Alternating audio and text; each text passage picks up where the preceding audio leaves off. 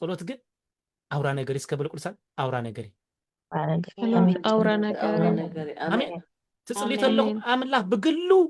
አባኹም መጽኢሎ ማለት ብርሱ አቤትኩም መጽኢሎ አብ ጉዳይኩም አብ ትናትኩም ነገር በአሉ መጽኢሎ ነጊርክ የለም ፍጹም በቃ ከምዝ ዘይብሉ መጽኡ ተአምራት በቃ እሱ ጓና ይኮንክና አምላኽ በትክክል ይመጽእ ደቂ ተማም ገሪ ሰሩ አሜን አሜን ደቁድሳ እስከተፈጸመ አሜን ኢየሱስ ጌታን አምላኽ ስለዚህ ኢየሱስ በዓል አብዝ ምድር ክነብር ኮሎሲ ምስ አምላኹ እንዳተዛረበዩ እዩ ፈጽሙ ዝኸደ ንሕና ክንነብር ከለና ምስ መን ክንዛረብ ምስ አምላኽና ለይቲ ዛመዓልቲ ከመያ ጎይታ ይብሉ ዛመዓልቲ ዶ ይዘራረብ ጸብጻብ ሂቦ አጀንዳ ሂቦ ወሎና ከመያ ይብሉ ጎይታ ለይቲ ደቂሶም ኮሎ ገዲፎም ኸይድ ታውሎና ዶ ከምዚያ ሞይ ደሊኻ አለው ኢየሱስ ምንተኦም እንዲያብ ዘሎ ኽብል ይወርድ ድንቅን ተአምራትን እንደማይገብር አሜን ካብ ከረን ዝወርድ ሰብ መልእክት ሂዝ ዝወርድ ደብዳቤ ሂዝ ዝወርድ ፈውስ ሂዝ ዝመጽ ዓወት ሂዝ ዝመጽ አሜን ደቁሳ ነገራትኩም ሂዝኩም ምስ ወጻኹም አነ ተራ ሰብ አይኮንኩም ቅድመ ይርኢ ኣለኹ ዘመን ይርኢ ኣለኹ ጽቡቕ መዓልታት ኣብ ቅድመ ኣለዋ ይርኤን ኣለኹ ትንበይ ትጅምር ንምንታይ ተዘራሪብካ ኢኻ በኣኻ ዝኸውል አሜን በኣምላኽ ዝኸውን ናትካ ነገር አሜን ሃሌሉያ አሜን አትጨነቁ ኢየሱስ ጎይታ ስለዚህ አሜን አትጨነቁ አትጨነቁ አሜን አነ ተህራ ጨነቀያ እንታይ ክምንሳሄ ወላታ እንታይ ክምንሳሄ ትብሲ ንርእሰይ ከጨነቀ ኢየሱስ ግን ክንድ መርፍ ዝኣክል አየጨነቀኩም ይልናይ አሜን ኢየሱስ ንምንታይ ንጨነቅ ደንብ ዝሕነ ጥሪ ኳገሊኣትና በዓልናይና በዓል ሽኮርያ ነጥሪ በዓልናይና በሕርቃን በጭንቀት ነምጾይ አይፍቀድን እዚ ኢየሱስ ጎይታይ አሜን ደቁሳ ትክክለኛ ቦታ እዚ አሜን ደቁሳ አሜን አይ ጸሎት ሰባት ክትሆንለኩም ስለ ሀገር ስለ ቤትኩም ስለ ህዝብኩም ስለ ፋሚሊኩም ስለ መጻኢኩም ክጽልዩ ከለኹም በሐቂ ጸሎት እዚ ህዝብ ጸሎት እዚ ቤት እዚ ጸሎት እዚ ሃፍት እዚ ሰሚኤለኹ ኢሉ ቀርኔሌዎስ ጸሎትካ ተሰሚኤሎ ደበኽ ዝብል መልአክ አቤት አሜን አሜን ጸሎትካ ተሰሚኤሎ አሜን ሃሌሉያ አሜን አሜን ጸሎትካ ተሰሚኤ ተስፋ አለክ ንቅድሚ ጥራይ ጋጥምት አሜን ሃሌሉያ አረጊት እንዴት ክንዴ አረጊት ክጽጽ አይኮነ ሰይጣን ንሕና ተጸብጽብና እሲ ክንዴ ይኮነ በቃቲ አረጊት ታሪክ እንዳር ጸብጽብና ጸብጻባ ይለናኒ ንቅድሚ ጥራህ ክንጥምት ዘለና አሜን አሜን አሜን ማንም ከዘክረና ዳህሬና አይንድልና ንቅድሚት ምን ይንቅድሚ ዘጠምተና ምን ይንቅድሚ ዘገስግሰና ምን ይንቅድሚ ዝመረሐና ምን ይንቅድሚ ዘውጻና ምን ይንቅድሚ ዝረአየ ምን ይንቅድሚ ዝጠመተ ምን ይንቅድሚ ዝርኢ ዘሎ ክትብላለክ ሃሌሉያ ኢየሱስ ጎይታይ አሜን ኣብ ነገር ኣብ ቆየቋ ኣብ ጸልኢ ኣብ ሻራ ኣብ ገለ ከይትወለው ኣብ ጸሎቱ ዓርፍ አሜን yes ንአፖስትል ማይክ አይፈትወኒ ንጓሉ ንሰበይቱን ግን ይፈትወሚ አይኮንካ ናይትፈትወና ኒኻ ተጋይኻላ ሓሶት ሕጊ ኣምላኽ ኣይትፍጽም ኒኻ ዘላ እዚ ገለ ደኣ ገለ ካልእ ፍትወት እዩ ዘሎ እምበር ንኣይ ክትፈቱ ንቤተይ ክትፈቱ ንኣምላኽ ክትፈቱ ትኾን ኮይንካ ንኩሉ ክትፈቱ ኢኻ አሜን ደቁርሳ ወላ አፖስትል ማይክ ገዲፍካ ነቲ ዘገልገሉ ቸርች አይፈትወኒ አፖስትል ግን ይፈትወ ትልካ ኖ አይትፈትወና ኒኻ ካልእ ፍትወት ይዘለክ አላህን ቅዱሳ ትክክለኛ ፍቅሪ አይተዳሉን ያ ቅዱሳ ሐቀኛ ፍቅሪ አይትመርጽኒ ዓለም ያንዳመረጸት ተፈቅር ንሕና ናይ ክርስቶስ ኢና ንኩሉ ኢና ነፍቅር አሜን ንኩሉ እስከ ንኩሉ በል ንኩሉ ኢና ነፍቅር ዝጎዳእና አሎ ጠልመና አሎ ዘሕረቀና አሎ ንጎይታውን አርቆም ወይም ንጎይታውን ጠሊሞም ወይም ንጎይታውን ክሄደም ወይም ንጎይታውን ጸሪፎም ወይም ንጎይታውን ንዕቆም ወይም እሱ ግን የፍቅሮም ነይሩ ካብ ጎይታ አይንበልጽና ማለት እዩ አላህን ቅዱሳ ካብ ጎይታ እንታይ ንብልና አይንበልጽና ኢና አሜን ከምቲ ጎይታ ዝብለና ክንገብር ከለና ናብራና ከምኡ ይበቃ ከም ፍቃድ አምላኽ ማለት ዝበሃል ከምኡ ማለት እዩ ከመይ ፍቃድ አምላኽ ከምዚ በቃ ከምቲ ጎይታ ከም ሓሳብ ከም ቃሉ ክንገብር ከለና ዝጎዳእና እኳ ተመሰለ ጸጋ ይበና ምክንያቱ አፍቅሩ ተተባልካ በቃ ይፍቅረክ ኣለኹ ኢልካ ዲኹም ካሲ ሰናይ ብምግባር ጽቡቕ ምግባር ነቲ ሓቀና ክፍዓት ትሰብሮ ማለት እዩ በቃ نأمساي ندو تمسحت يركيو كابي أمساتو زهايد قال اللوا نصلى أخي كوي نأمساي قرس زي نصلى أخي إتي ناي تصلي برت حيلي تصبر له قلبت إزي تصقازي قبل ليك كم زلو فقاد أملاك تقبل كم زلخي إزي مسكين مال آمين قدس إزي سخاتكم بروخاتيكم آمين سخاتكم بروخاتيكم آمين قاد أملاك ناقبركم أنت تسفام أنت أنك تفرسوا بتأجستي تأجستي ليني تاين ناقبرنا فقاد أملاك كتفت سما بالقدس تفت ጸሎት እንታይ አውራ ነገር እንዳር ኮይኑ ናይ ጽባህካ ትሰርሃሉ ቦታ እንዳር ኮይኑ ከመይ ጌርካ ካጽሊ ማለት ካ ኮይንካ ኩይናት ከም ዝኣተኻ ሰልፊ ከም ዝኣተኻ ራዲካ ፓራዳስ በኃይል በስልጣን በፓወር ክትጽሊ ኣለካ አሜን ቅብአት በጸጋ ክትጽሊ ኣለካ ተዘየለ እንዳ ነቢ ኩስቶ እንዳ ሐዋርያ ኩስቶ እንዳ ሽማግለ ኩስቶ እንዳ ወንጌላው ኩስቶ እንዳ ኩስቶ ተከፊታላ ተለዊጣላ እንዳበልካት ከይዲኻ ምንም ለውጥ የለን ከሰልች ወካይ አሜን بنادي ديكون كاس بما يكم تخيد ماكينة خوينكا أما قدك ترفيخ اتنادي أبا خايزلوتك المساخي አሜን አሜን آمين አሜን أبكا كتسلم سجمرك ثانك يو جاد إتي مسكنا جرك أبزكت ما تخلى تحدث تبرت تلوت كان إسر تهون دجنات وس أجاهي بزه يسوس ويتان أملاخ سلزي قولوت نكاي ملس زأكتنا حايلي لومي كابسورو كن نقولينا هذا آمين قولوت نكاي ملس قولوتنا نكاي سره زقبرو هذا فيروس على አሜን آمين إذا فيروس زي لومي كن نقولينا አሜን እስከ መጽሐፍ ቅዱስኩም ኣብ ወንጌል ማርቆስ እዚ ካንሰር ናይ ኣመንቲ እዚ ካንሰር ናይ ኣመንቲ ክንቀል ኣለዎ አሜን ኣባና እዩ ዘሎ ክንነቕሎ ኣለና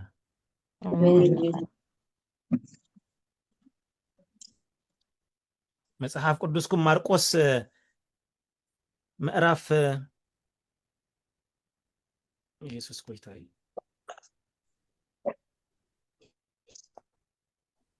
ማርቆስ ምዕራፍ 11 ፍቅድ 25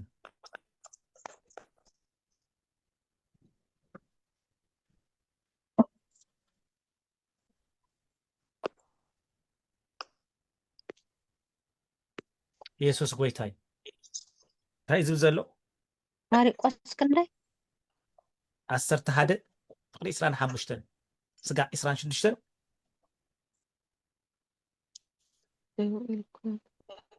تايزب زلو دو لكم كتصليو كلهم دما اتي اب سماي زلو ابهم بدلكم انتي كحد قالكم اب بصايكم قلنت لكم حدوكم هاليلويا حجلو ذكر دعنا له تايدا صلوتي زي سما انا تصلي اسم ملاس ابين تبالهم كتحادقو كله ኢየሱስ ናይ ዓለም ኃጢአት ኣብ መስቀል ተፈጸመ ኢሉ ዝሃደጎ ብምህረት ዘይግባአና ምህረት ክርስቶስ ተረኺብና እዚ ሕጂ ካንሰር ኣብ ውሽጥና ኮይኑ ከም ዝግባእ ጸሎትና ከይመለስ ከም ዝግባእ ጸሎትና ጽለናዮ ከይንቀበል ፕሪንሲፕል ናይ ሰማይ ስለ ዘጉደልና ንጸሎትና ዘአግት ነገር ስለ ዝኾነ ካንሰር ኮይኑ ኣብ ውሽጡና ከም ቂም ኮይኑ ይቅመጥ ማለት ከም ጽልኢ ኮይኑ ይቅመጥ ሰባይ ርድኦኒ ጽልኢ ያለሁ ይዝብል አድ ቀይረ ኣለሁ ስፍራ ቀይረ ኣለሁ ቦታ ቀይረ ኣለሁ ስራሕ ቀይረ ኣለሁ ገለ ቀይረ ኣለሁ ቤት ቀይረ ኣለሁ ጽልኢ ያለሁ ብሉ ተመንፈሳው ዓለም ግን ሃደይ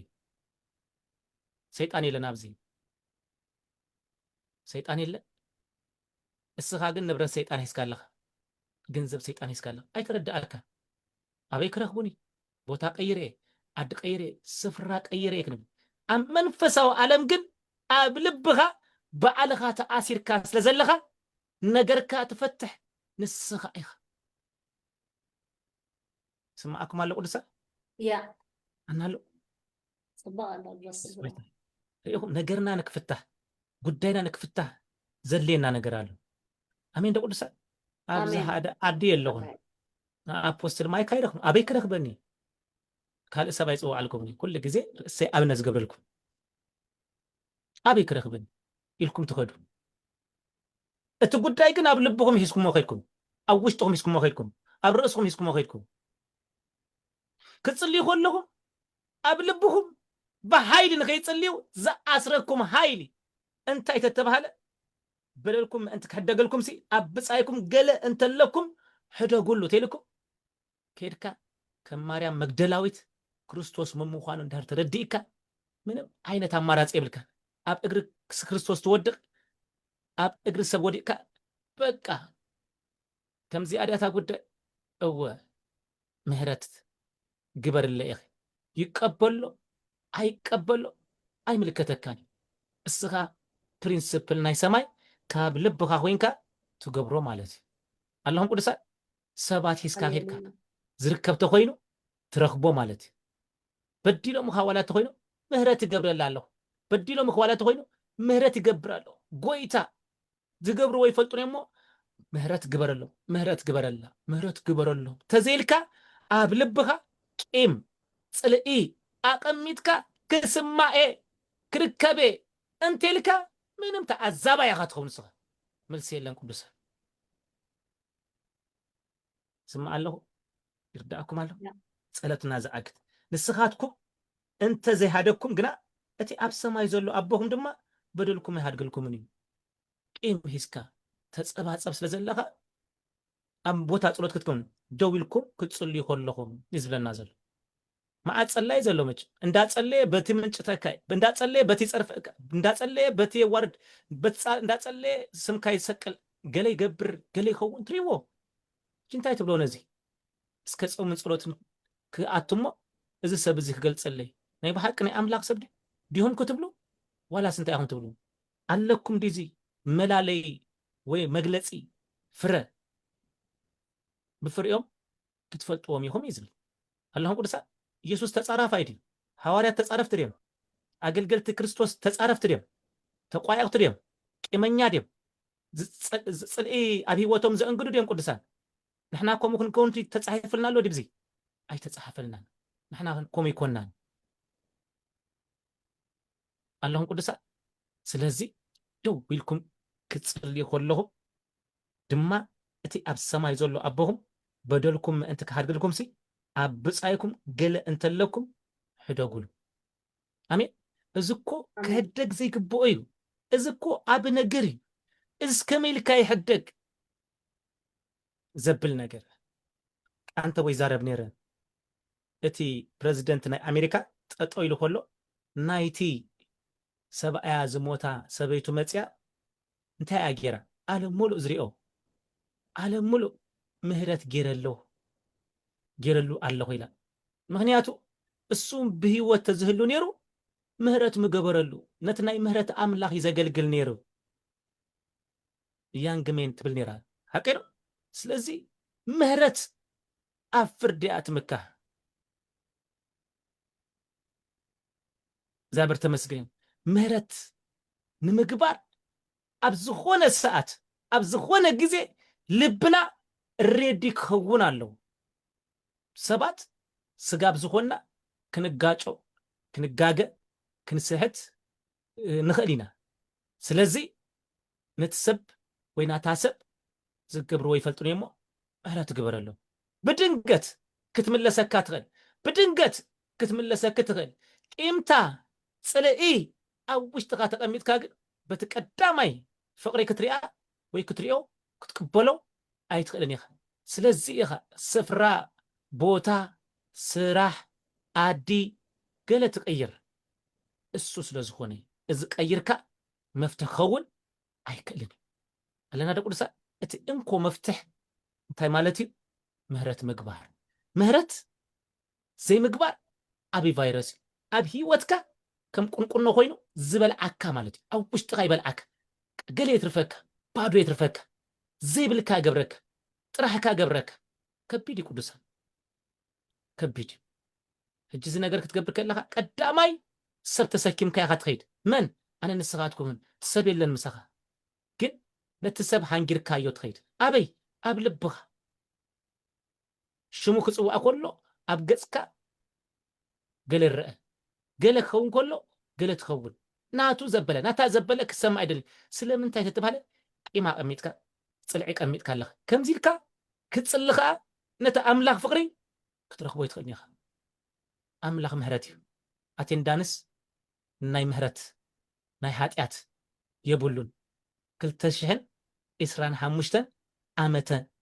مهرت يعتبل تتصحفت والله أم مهرتهم زلوا بمهرت تملالسوا مهرت قبروا نحر حدكم أم مهرت نبروا يعتبل زليا أمين لما أنتي أبزبوتازي الله مهرت اتجمروا نجركم بمهرت زكفت بمهرت زأتصو مالتي كبيدكوا أنت هنا كويتا السخا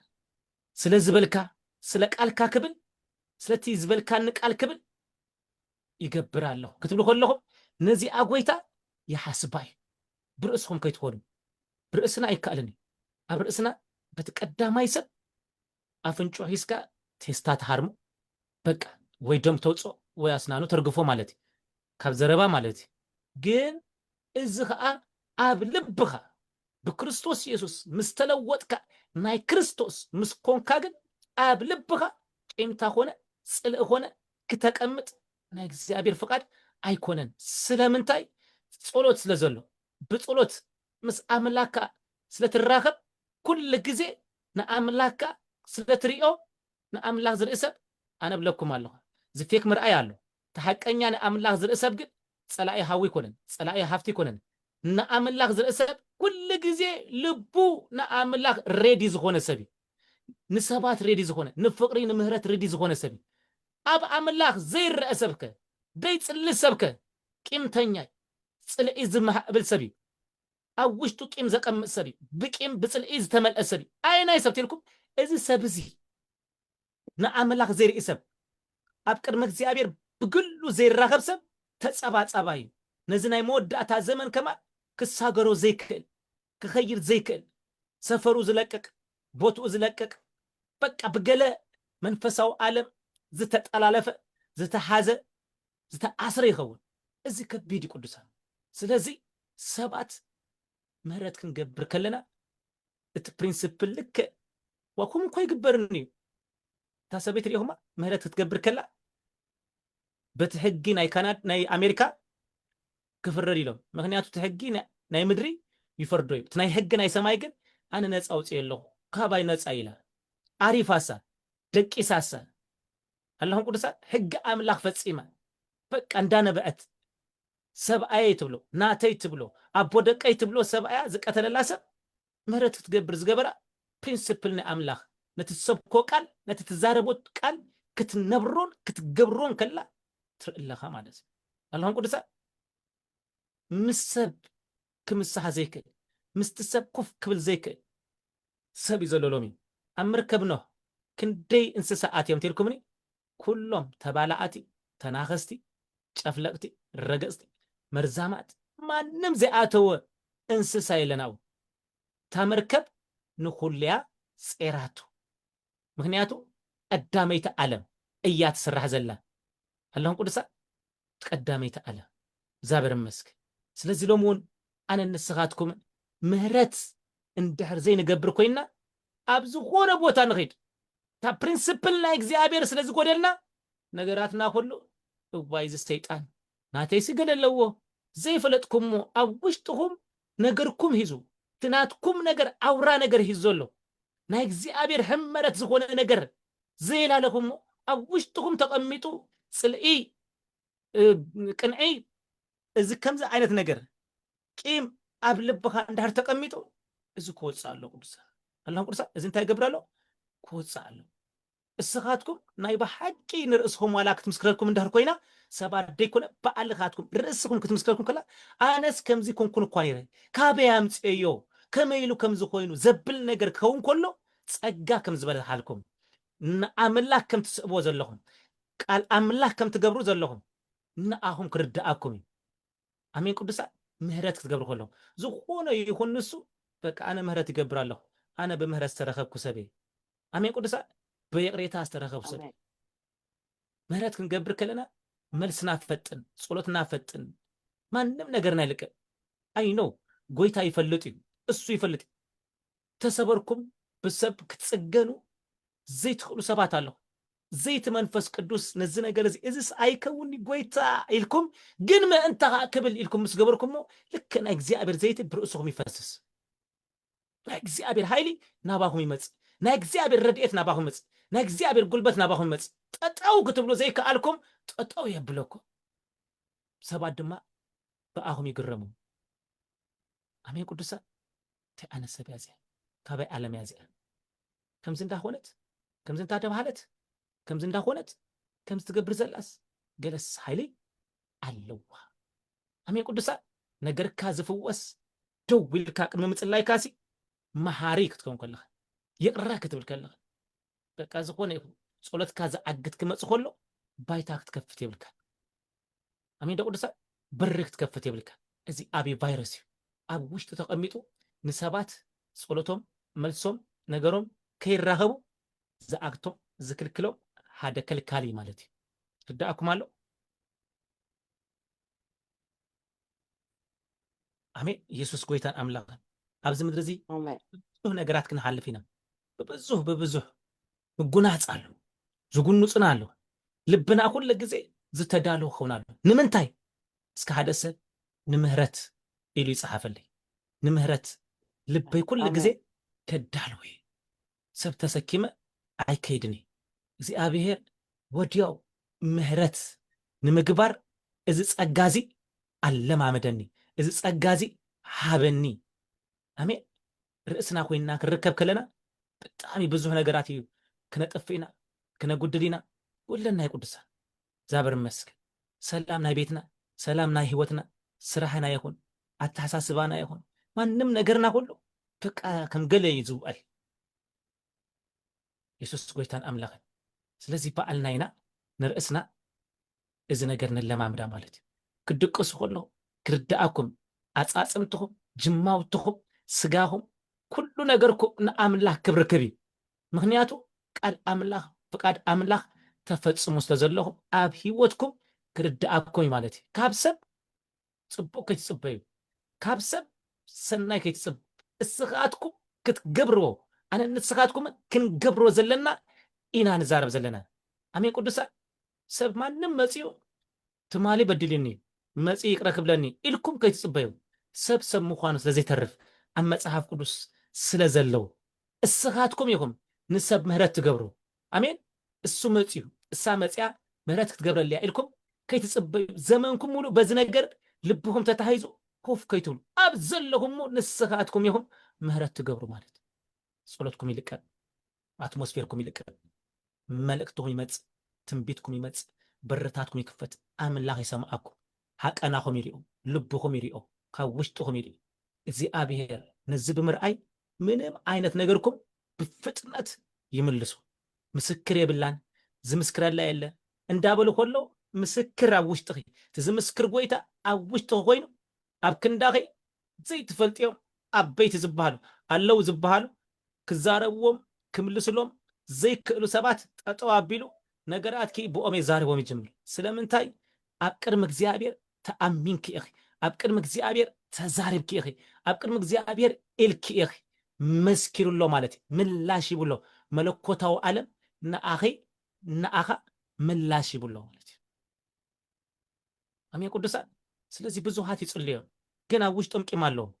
ጽልእ ኣለዎም ከመይ ምስ መን እዮም ክጽልዩ መን ይክሰምዖም መን ይክምልስ ቅዱሳን ኢየሱስ ጎይታይ በዚ መገዲ እዚ ብዙሃት ጸሎቶም ተታሂዙ ሰይጣን ዝሓዘሎ አጋንንት ዝሓዘሎ ጠንቋላይ ሟርተኛ ዝሓዘሎ እንዳሸህ እንዳሰብ አይኸዱ ኮለል ይብሉ አይኮነን በማዓንቲ ካብ ህይወተይ ቂም ጽልኢ ክወጽእ ኣለዎ አሜን ቅዱሳን እዚ ምስ ወጽ እግዚአብሔር ነገርኩም ክለቆይ ጉዳይኩም ክለቆይ አሜን በረከትኩም ክለቆይ ማንም ናትኩም ዘበለ ጸሎት ክለቆይ ማለት ኣብዚ ምድሪ ብዙ አይነት ሰባት እዮም ዘለው ጎይታ ካብ እንስሳ ተጠንቀቁ ይበለናል ጎይታ ካብ አጋንንቲ ተጠንቀቁ ይበለናል ጎይታ ዝበለና ካብ ሰብ ተጠንቀቁ ይዝበለና ካብ ምንታይ ካብ ሰብ እንዳበልዑ እንዳተመስሑ ክሸጡኻ እዮም ክልውጡኻ እዮም ክክሕዱኻ እዮም ክሓሚኻ ክእሉ እዮም ስኻ ክትጉዳይ የብልካን ምህረት ግበረሎም እስከ ከምኡ ፀሓፉ ምህረት ግበረሎም ኢልኩም ፀሓፉ እስከ እዚ ሕጂ ሓደ ጾር ካብ ሂወትኩም ጎይታ ብቅብኣት ገይሩ ይሰብሮ እዩ ዘሎ አሜን ምህረት ግበረሉ ምህረት ግበረላ ምስ ፀሓፍኩም ኣብ ሂወትኩም እዚ ምሸት እዚ ዝከናወን ነገር ክትርእይዎ ኢኹም ብዙሓት ሰባት ነዚ ትምህርቲ እዚ ክምህርዎ ይክእሉን እዮም ብዙሓት ሰባት ነዚ ቃል እዚ ክብልዎ ዘይክእሉ ዘመን ኢና ዘለና ስለምንታይ ኢልኩም ኣብ ልቦም ፅልኢ ኣብ ውሽጦም ኢምታ ሒዞም ስለዝኸዱ ነገራቶም ብህልኽ ከሪኤ ከጠምቶ ገለ ብዝብል ብዝኾነ ዓይነት መገዲ ሕነ ብምፍዳይ ህልኽ ይኣትሞ ብዙሕ ዋጋ ይከፍሉ ብዙሕ ይሕለሉ ብዙሕ ይደኽሙ ብዙሕ ክሳራ ይኣቱ ብዙሕ ምዘይኮኑ ሰባት ምህዝነት ይፈጡ ምዘይኮኑ ሰባት ይጣበቁ ምዘይኮኑ ናብራ ይነብሩ ዘይኮኑዎ ይኾኑ በቃ እሳቶም እሱ ይኮኑን እቲ ዝኮንዎ ዘለው እሱ አይኮኑን በቃ ገለ ብር ረኺቡ ሕነ ይክፈድ ብዝብል ገለ ባይታ ተረኺቡ ዝወፁ ሰባት ከምኡ ግን ክኸውን የብሉን ቅዱሳን እታ ክትከውን ዘለዋ ፊት ንፊት ኢኻ ንሰይጣን ኮነ ንሓሳቡ ኮነ ማንም ዓይነት በኢየሱስ ስም ምህረት ይገብር ኣለኹ ምስ በልካ ኣብ ውሽጥኻ ናይ ፅልዒ ናይ ቂም ሰፈር ኩሉ ቦታ ይስአን እዚ ምስ ተተሓዘ ግን ክትርኢ ኣይትኽእልን ኢኻ ክትሰምዕ ኣይትኽእልን ኢኻ መገዲ ኣምላክ ክትፈልጥ ኣይትኽእልን ኢኻ ፍቃድ ኣምላክ ኣብ ሂወትካ ኣይፍፀምን እዩ ስለምንታይ ኣብ ውሽጥኻ ሓቀናኻ ዝተቀመጠ ካልእ ነገር ኣሎ እሱ ስጋብ ዘይወፀ ናይ እግዚኣብሔር ነገር ኣብ ሂወትካ ሳክሰስ ክኸውን ኣይክእልን እዩ ኣለና ቅዱሳን ኢየሱስ ጎይታ ድርዳእና ኣሎ እዚ ነገር እዚ ዓብ ነገር ስለዝኾነ ክነውፅኦ ኣለና ኣሜን ክወፅእ ከሎ ክሕመና ክእል ከመይ ኢሉ ዘብል ከውን ክእል በቃ ጎይታ ዝገበርናዮ ዘበለ ሁሉ ከቢድ ነገር ነይሩ ግን ኣቦ ፍቃድካ እንተኾነት እዛ ጉዳይ እዚኣ ካባይ የሕልፋ ፍቃደይ ግን ኣይኹን እንዳበለ ብምህረቱ ከእድገና ከሎ ንኢየሱስ ሰውኢዎ እዩ ብምህረት ኣለኹም ቅዱሳን ንሕና ከዓ ዝጎድኣና እኳ እንተኾነ ነቲ ቃል ጎይታ ክንፈፅም ከለና እግዚኣብሔርካ ኣኽሊላት ኣብ ርእስና ተኽሊል ይእቱ ማለት እዩ ሽልማት ናይቲ ቃል ፈፀምቲ ገበርቲ ብምዃንና እግዚኣብሔር ኣብዚ ቦታ እዚ ክራውን የቀምጥ ሽልማት የቀምጥ ማንም ሰብ ዝሪኦ ኣሜን ሕልፍ ስለ ዝበልካ ቃሉ ስለተኣዘዝካ ቃሉ ስለዝገበረካ ከም ቃሉ ስለዝኾንካ እግዚኣብሔር ሕልፍ ኣቢሉ በረከት ሕልፍ ኣቢሉ ደገ ሕልፍ ኣቢሉ ነገራት ካይሰርሕ እዛ ሰብ እዚኣስ ከምዚ ገርያ ነይረ እሳ ግን ከምኡ ይመለሰትን ገለስ ሃይል ኣለዋ ብምህረት ይመለሰኪ ሶሪ ክብለኪ ኣነ ቀደም ሶሪ ይልካ ኣነ ቀደም ምህረት ገይረልካ ኣነ ቀደም ምህረት ገይረልኪ እስኻ ብሩኽ ኢኻ እስኻ ብርኽቲ ኢኺ ክትብልዮ ከለኺ ካልእ ዓለም ከኣሲ እዚ ኣብ ሂወትና እንዳማዕበለ እንዳወሰኸን ክመፅእ ምስ ጀመረ ፀልማታዊ ዓለም ኣብ ሂወትና ዓቕሚ ይስእን ደገ ይስእን ጉልበት ይስእን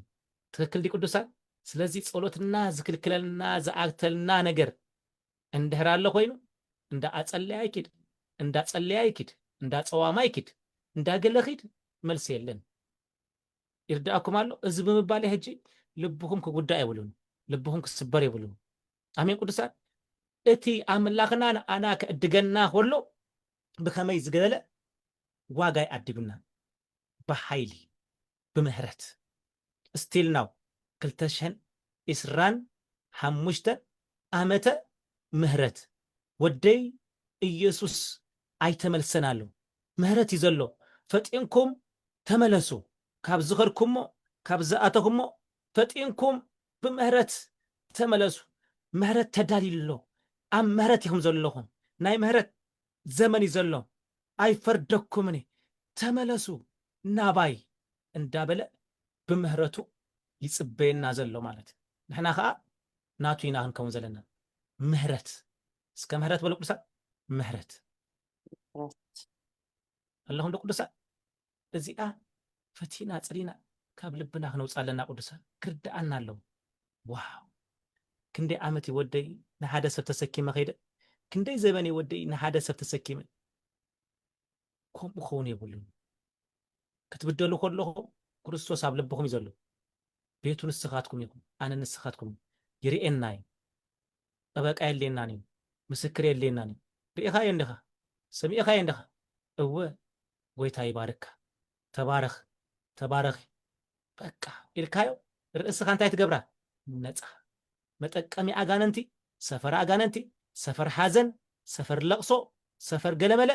ክትከውን የብልካ ደገ ክትከፍተሎም ከምዚ ክትገብሩ የለኪ ከምዚ ክትገብሮም ኣለካ ከምዚ ክትኮነሎም ኣለካ ከምዚ ክትገብራ ኣለካ ከምዚ ክትገብሮም ኣለካ ኢሉ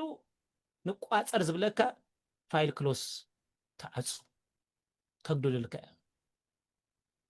ኣሜን ቅዱሳን እዚ ክኸውን ዝግባእ ነይሩ ከምዚ ክኸውን ነይሩ ዝብሉኻ ክትዓፃፅዎ ኣለካ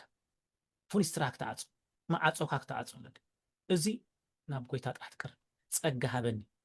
ምህረት ክቅበል ሓይሊ ክቅበል ፀጋ ሃበኒ ትብል ኣሜን ቅዱሳን ምክንያቱ ደው ኢልኩም ክትፅልዩ ከለኹም ድማ እቲ ኣብ ሰማይ ዘሎ ኣቦኹም በደልኩም ምእንቲ ክሃድገልኩም ኣብ ብፃይኩም ገለ እንተለኩም ሕደጉሉ ኣመን ኣብ ብፃይኩም اللهم ቅዱሳን ጢምታ ፅልኢ ሕጂ ኣድራሻና ኣይኮነን ክወፅእ ኣለዎ ጸሎትና ከዓግቶ እዩ ጸሎትና ክሕዞ እዩ ጸሎትና ምእንታን ከይተሓዝ እዚ ክንገብር ኣለና ናይ ኣፖስትል ማይክ መጽሓፍ ኣይኮነን እዚ ናይ ጎይታ መጽሓፍ ናይ ጎይታ ቃል እዩ ክንቅበሎ ከዓ ግቡእና እዩ ኣበይ ዘሎ ኣቦና ኣብ ሰማይ ዘሎ ኣቦና ምህረት ምእንታን ገብረልኩም ኣብ ብፃይኪ ገለ እንተለክሲ ምህረት ግበር ተይሉ ጸሎት ክሹ ይድስማዕ ተይሉ እዚ ከይገበርካ ዝስማዕ የለን ላይን ክሎዝ ዘሎ ተይልካ ክትገብሮ ዘለካ ስቴብ እንዳነገረካ ኣሸካ ክትፃወት ከለኻ ኣብ ህይወትካ ኣብ ዘመንካ ትላገጽ ዘለኻ ሰብ ንስኻ ጥራይኻ ምክንያቱ ፕሪንሲፕል ናይ ጎይታ ነቲ ተቀቢልና ነቲ ክንገርፎ ነቲ ተቀቢልና ነቲ ክንሓድጎ ዘይኮነስ ቃል ኣምላኽ ብኩሉ ክንቅበሎ ግቡእና እዩ ቃል ኣምላኽ ክንገብር ኣለና ከም ቃል ኣምላኽ ክንከውን ኣለና ኣሜን ቅዱሳን ደፋራት ክንከውን የብልና ደፋራት ኣለዉ በቃ ጀጋኑ ዝመስሉ ፌመስ ዝመስሉ ዝፃረፉ ምህረት ዘይፈቱ እርቂ ዘይፈቱ ድላዮም ዝገብሩ ጀጋኑ ዝመስሉ ግን መንፈስ ቅዱስ ወቃሲ እዩ እቲ ብመዓልቲ ምድሃና ዝተሃተምናዮ መንፈስ ንሱ ንማንም ይዛረብ ኣበይ ይዛረብ ኣብ ውሽጥና እስትገብሮ ዘለኻ ጌጋ እዩ እዚ ትብሎ ዘለኻ ጌጋ እዩ እዚ ትኾኖ ዘለኻ ጌጋ እዩ እስኻ ክትገብሮ ዘለካ እዚ እዩ እስኻ ክትኮኖ ዘለኪ እዚ እዩ እስኻ ክትብሎ ዘለኪ እዚ እዩ ኣነ እዚየ እስኺ ከምዚ ክትኮነ ዝግባኣክ ተይሉ ነቲ ዝብለና መንፈስ ክንሰምዖ ከለና ሰላማዊ እዩ ዘሎ እረፍቲ ኣዊ ዘሎ اللهم ቅዱሳን ነቲ ዝዛረበካ መንፈስ ከይሰማዕካዮ ከይተኣዘዝካዮ ጠንጢንካዮ ሞ ትኸይድ ብዙሕ ሓደጋ ኢኻ ትፍፅም ሰባት ኣብ ሂወቶም ሓደጋ ቅድሚ ምፍፃሞም መንፈስ ቅዱስ ኣብ ውሽጢ ሰብ ኮይኑ ኣላርም ይገብር ደውበል ግደፍ ደውበል ጉዳእ ኣለኹ እሓዝን ኣለኹ እጉህ ኣለኹ ፕሊስ ፕሊስ ይብሎ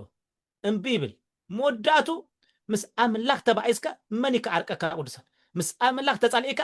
መን ይከዓርቀካ ኣምላኽ ተገዲፉካ እንታይ ቀፅርለካ ቅዱሳን ወላ ሓንቲ ኩሎም ኣርኪቦም ድላዮም ይገብሩኻ ኢየሱስ ጎይታን ኣምላኽን ስለዚ ንኣምላኽ ምስማዕ ማለት ንመንፈስ ቅዱስ ምስማዕ ማለት እዛዝ ማለት ኣብ ውሽጥና ዝተሓተምናዮ መንፈስ እሱ ይዛረብ እዩ ስለዚ ክንሰምዖ ኣለና ኣገና ይብለኪ ፅቡቅ ጌርኪ ይብለኪ የስኮሙ ይብለኪ ዝጎድእ እኳ ተመሰለ ግን ትገብርዮ ዘለኺ ፅቡቅ እዩ ከም ፍቃዱ ከም ቃሉ ስለ ዝገበርኪ ትክክለኛ ነገር ትፍትሕ ሰብ ንስኺ ኢኺ ስለምንታይ ሰባት ፈቲሕኪ ከም ፍቃዱ ከም ሓሳቡ ስለ ዝገበርኪ ናምበር 1 ንስኺ ኢኺ ይብለኪ ኣሜን ቅዱሳን ኢየሱስ ጎይታን ኣምላኽ ብዙሓት ሰባት ርኢኹም ኣለዉ ነገሮም ዝተተሓዘ ኣይፈልጥዎን እዮም ምህረት ስለ ዘይገብሩ أبكيم سلز نبرو بقى نأملاك رخبوك أيكلني مغنياتو نأملاك رخبو تخوينو أملاك ميزانو زريئك بحادة سبي بحانت سبي نأملاك يفكروي نتي أغنى يفكراني سأل آي ينعك آية تلكي أملاك بآي زفلتك نعا يخبراي نعا مهرت يقبر الله كتب الكلها أملاك بتي أبتسب زلك ناتكا نجر بو يزفلتك مالتي زابر تمسكني أمين قدوسا سلازي أمنتو خوينا أبز كنز ألم كنبر كلنا أو وشتنا زمننا ملو تقميتو نجرنا زبلاشو انتاي تيلنا مهرت زي مكبار صولوتنا يعز يتحس كم سلازب زلو دو ويلكم كتسليو كله كتمصو كله تبسماي زلو أبوهم بدلكم أنت كحرجلكم سي أبز أيكم قلنت لكم حدا قولوا كلياتو صادق يمصوتو مالت كم زي قاقيو كم زي سحتو كم زي يطفئو كم زي بدلو رؤسهم تال إجرام يرئوا نتسب كال إجرام يرئوا بزعبات سب كال أملاك تيزلو سلازي نتسب يتسلقوا وي نايتسلقي أدما يقبرو إذ كله جيجاي السخانة السبزي على إلكا كتزارب كلها نأخا بفيتهم كوفا بيلو مسكنا نوعو خسكن بولو تيلو بزعبا فايد كاتا تغفيتو أما أكل ما نم صادق إلن أما أكل ما نم كنو إلن أما أكل ما نم زحايش سب كم زي الليو زرقا قصلكا ببريقاها سغا أليفا لناتكا نأغفل سغا أسكا كوفل ناتيكا ناتوكا كبهال كلوسي زرزر تبيل كياسي أبزب وتازي ما نبسم ملو إلن مالتي ملأتنا مني كريستوس نحادة سب بكريستوس كنت أمتو نحادة سب بكريستوس كنرئو هادش فترة لنا دما كنقبلو اتي أرقيت بحري أرقيت ماننت جن سقاب زكن تطلو مهرات كنقبر لنا أرقيت سب سقاب كاب هيوتو سقاب زلقلو أرقيت سب يشقرو سلازلو كنتنقاقلون كنصليلون مهرات كنقبرلون አለና ማለት ሰብ ናብ ጎይታ መጽዩ ተለውጡ ማለት አይኩን ብዙህ አይነት ባህሪ ካብታ ዝወደቀት ዓለም ሂዝዎ ዝመጸ ነገር ስለዘሎ በሃደ ጊዜ ድማ አይልወጥን አሜን ቅዱሳን እስከ ተፈጸመ ብል ተፈጸመ ስለዚህ አብ ነገሪ ምህረት ምግባር እቲ ሰማይ ዘሎ አቦና ምላሽ ክብ አብ ጸሎትና ናትና ናይ ምህረት ልቢ ክዳለለው ድም ይኸውን ይኽእል ተጎዲና አክንከውን ይኽእል ግን ኢየሱስ ተጎዲ ተጠሊሙ በይሁዳ በ30 ቅርሽ ተሸይጥ ተለውጥ እንዳበለዐ እንዳሰተ ይፈልጦሎ ግን አይቃልቆን ኢየሱስ አላህን ቅዱሳ ንይሁዳ ሐዊስካ ንዓለም ሐዊስካ ኢየሱስ ምህረት ገይሩ እቲ ኣብ ጻሕሊ ኢዱ ምሳይ ዘእቱ ንሱ ይዘትሕዘኒ ከየተሓዘ ከሎ ማሕፉዳ ይሰርቅ ከም ዝነበረ ጎይታ ቀደም ይፈልጦ ነይሩ እዚ ሁሉ እንዳገበረ ግን ተማሊኡ ወይ ዝኸይድ ነይሩ አላህን ቅዱሳ ጎይታ ብዙህ እንዳገበርና ተማሊእና ይዝኸይድ ሂዙና ይዝኸይድ አላህን ቅዱሳ ብዙህ እንዳሰራሕና ብዙህ እንዳገበርና ኣብ ውሻጠ ከምዝና አደባባይ ከም ሰይጣን ተዘቃልአና ጎይታ ማንም ሰብ ክቀውም አይምተካለን ነይሩ ጎይታ ግን ሕፍረት ሰባት እንዳሸፈነ ሰይጣን ከቃልአና ክደል ከሎ ጎይታ ግን ሕፍረትና እንዳሸፈነ ኣብ ዝብጽሕና ስሙ ይባረክ ጎይታና ሕፍረትና ክሽፍን እምበር ከዋርደና ደይኮነ ካብ ውርደት ና ክብረት ከእትወና ይዝመጽ ከም ዘይንኽእል ከም ዝተጋገና ከም ሰሓትናሲ ጎይታስ ቀደም ስለዝፈልጥ ብምሕዳስ ሓሳብኩም ተለወጡ ስለዝበለና ኩሉ ግዜ አረጊት ማንነት በሐድሽ ማንነት ከሐደስ ተዘይኪሉ ኩሉ ግዜ ንህና ከይንጉዳእ ሓደ መምርሕ ለና ምህረት ንማንም ሰብ አሜን ቅዱሳን ንማንም ሰብ አፍቃሪ ጽልእ ክኸውን ኣይተጸዋዕኹን መሃሬ ቅንዒ ጽልኢ ኢም ኣብ ልበይ ሰፈር ክረክብ የብሉን አሜን ቅዱሳን በቃ ዘይጽሊ ሰብ ኩሉ ግዜ ንኣምላኽ ዘይርኢ ሰብ ብፍላይ ቂምተኛ እዩ ናይ ፅልእ ሰብ እዩ ብጣዕሚ እዩ ንኣምላኽ ዝርኢ ሰባት ናይ ምህረት ሰባት እዮም ቅዱሳን ናይ ምንታይ ሰባት እዮም ናይ ምህረት ሰባት ንኣምላኽ ይርኤ ምህረት ኣይገብርኒ ዝብል ሰብ ንሃወይ የፍቅሮኒ ዝብል ሰብ ንኣምላኽ የፍቅሮ ንኣምላኽ ይፅልየ ተበለ ነዚ ሰብ እዚ ፀሎት ይስማዕ ኣሎት ኢልኩም ኖ ኖ ኖ ኣይፈልጦን እዩ ኣምላኽ ሕጉ ይፈልጦን እዩ ትቃል ኣይፈልጦን እዩ ስኢሉ ዝልፍልፍ ዘሎ እምበር መልሲ የብሉን ኣለኹም ቅዱሳን ስለዚ ምስ ቅዱሳን ተተኣከብካ ኣብ ብዙሓት ሰባት ተሃለኻ ከምዚ ጉባኤ ዝኣመረ ተዘለልካ ተሰዓሰዓኻ መልሲ የለን ኣይምሰልኩም ሰባት ተጎዲኦም ኣለው ሰባት ተሲሮም ኣለው ሰባት ብዙሓት በቃ ብትዕቢት ተመሊኦም ብትዕቢት ውሽጦም መሊኡ ብክፍኣት ብቂምታ መሊኡሲ እቶም ሓቀኛ ናይ ኣምላኽ ሰባት ብዙሕ ልቦም ተሰብሩ ሰባት ብዙሓት ኣለው ሕጂ ንሕና ካብዚ ቃል ዝተምሃርናዮ ንላዕሊ ምህረት ልብና ክዳሎ ኣለኹም ቅዱሳን ልብና ኩሉ ግዜ ብምህረት እንድሕር ተመሊኡ ፀላኢ የብልና ፀላኢ በዓልና ኢና ነምፅእ ድሕሪ ምህረት ዘይንገብር ኮይና ፀላኢ በዓልና ንእክብ ፀላኢ በዓልና ንፅውዕ ፀላእቲ በዓልና ንእክብ ማለት እዩ ናይ ፀላእቲ ሰባት ድማ ሰይጣን ድማ ይሰዶም እዩ ቃል ዘለዎ ፓስተራት ዝመስሉ ሽማግለ ዝመስሉ ፕሮፌት ዝመስል ይመፅእ ታለንት ክውክሎም ኣይክልን እዩ ዘፃልኡኻ ዘባእሱኻ ዝፈላለዩኻ ዘተሃራርቑኻ ሓቂ ከለኺ ሓቂ ካለኻ ዝብሉኻ ከም ሕጊ ኣምላኽ ዘይገብሩ ከም ዝግበር ኢሎም ብገለ ዝመስል ዘይተደለየ ቦታ ዘውፅኡኻ ሰባቱን ኣለዉ ተሃለዉ ንስኻትኩም ከምዛ ቃል ክትገብሩ ኣነ ንስኻትኩምን ከምዛ ቃል ክንገብር ከለና ናምበር ዋን እረፍቲ ዘለና ንሕና ኢና ፈለማ ክትብድል ኢልካ ሰብ ክትብድል ኢልካ ኣይተሰኣኸን ሓቀናኻ ፅቡቅ እዩ ልብኻ ፅቡቅ እዩ ውሽጥኻ ፅቡቅ እዩ ካባኻ እንድሕር ኮይኑ ትጌጋ ኣነስ ከይተረድኣኒ ንኣኺ ንኣኸ በድለካ ተኮይደ ምህረት ግበረለይ ምህረት ግበረለይ ኢኻ ትብሎ ማለት እዩ ትፍውሶም ኣለኻ ማለት እዩ እሳቶም እንድሕር በዲሎም ተኮይኖም ከዓ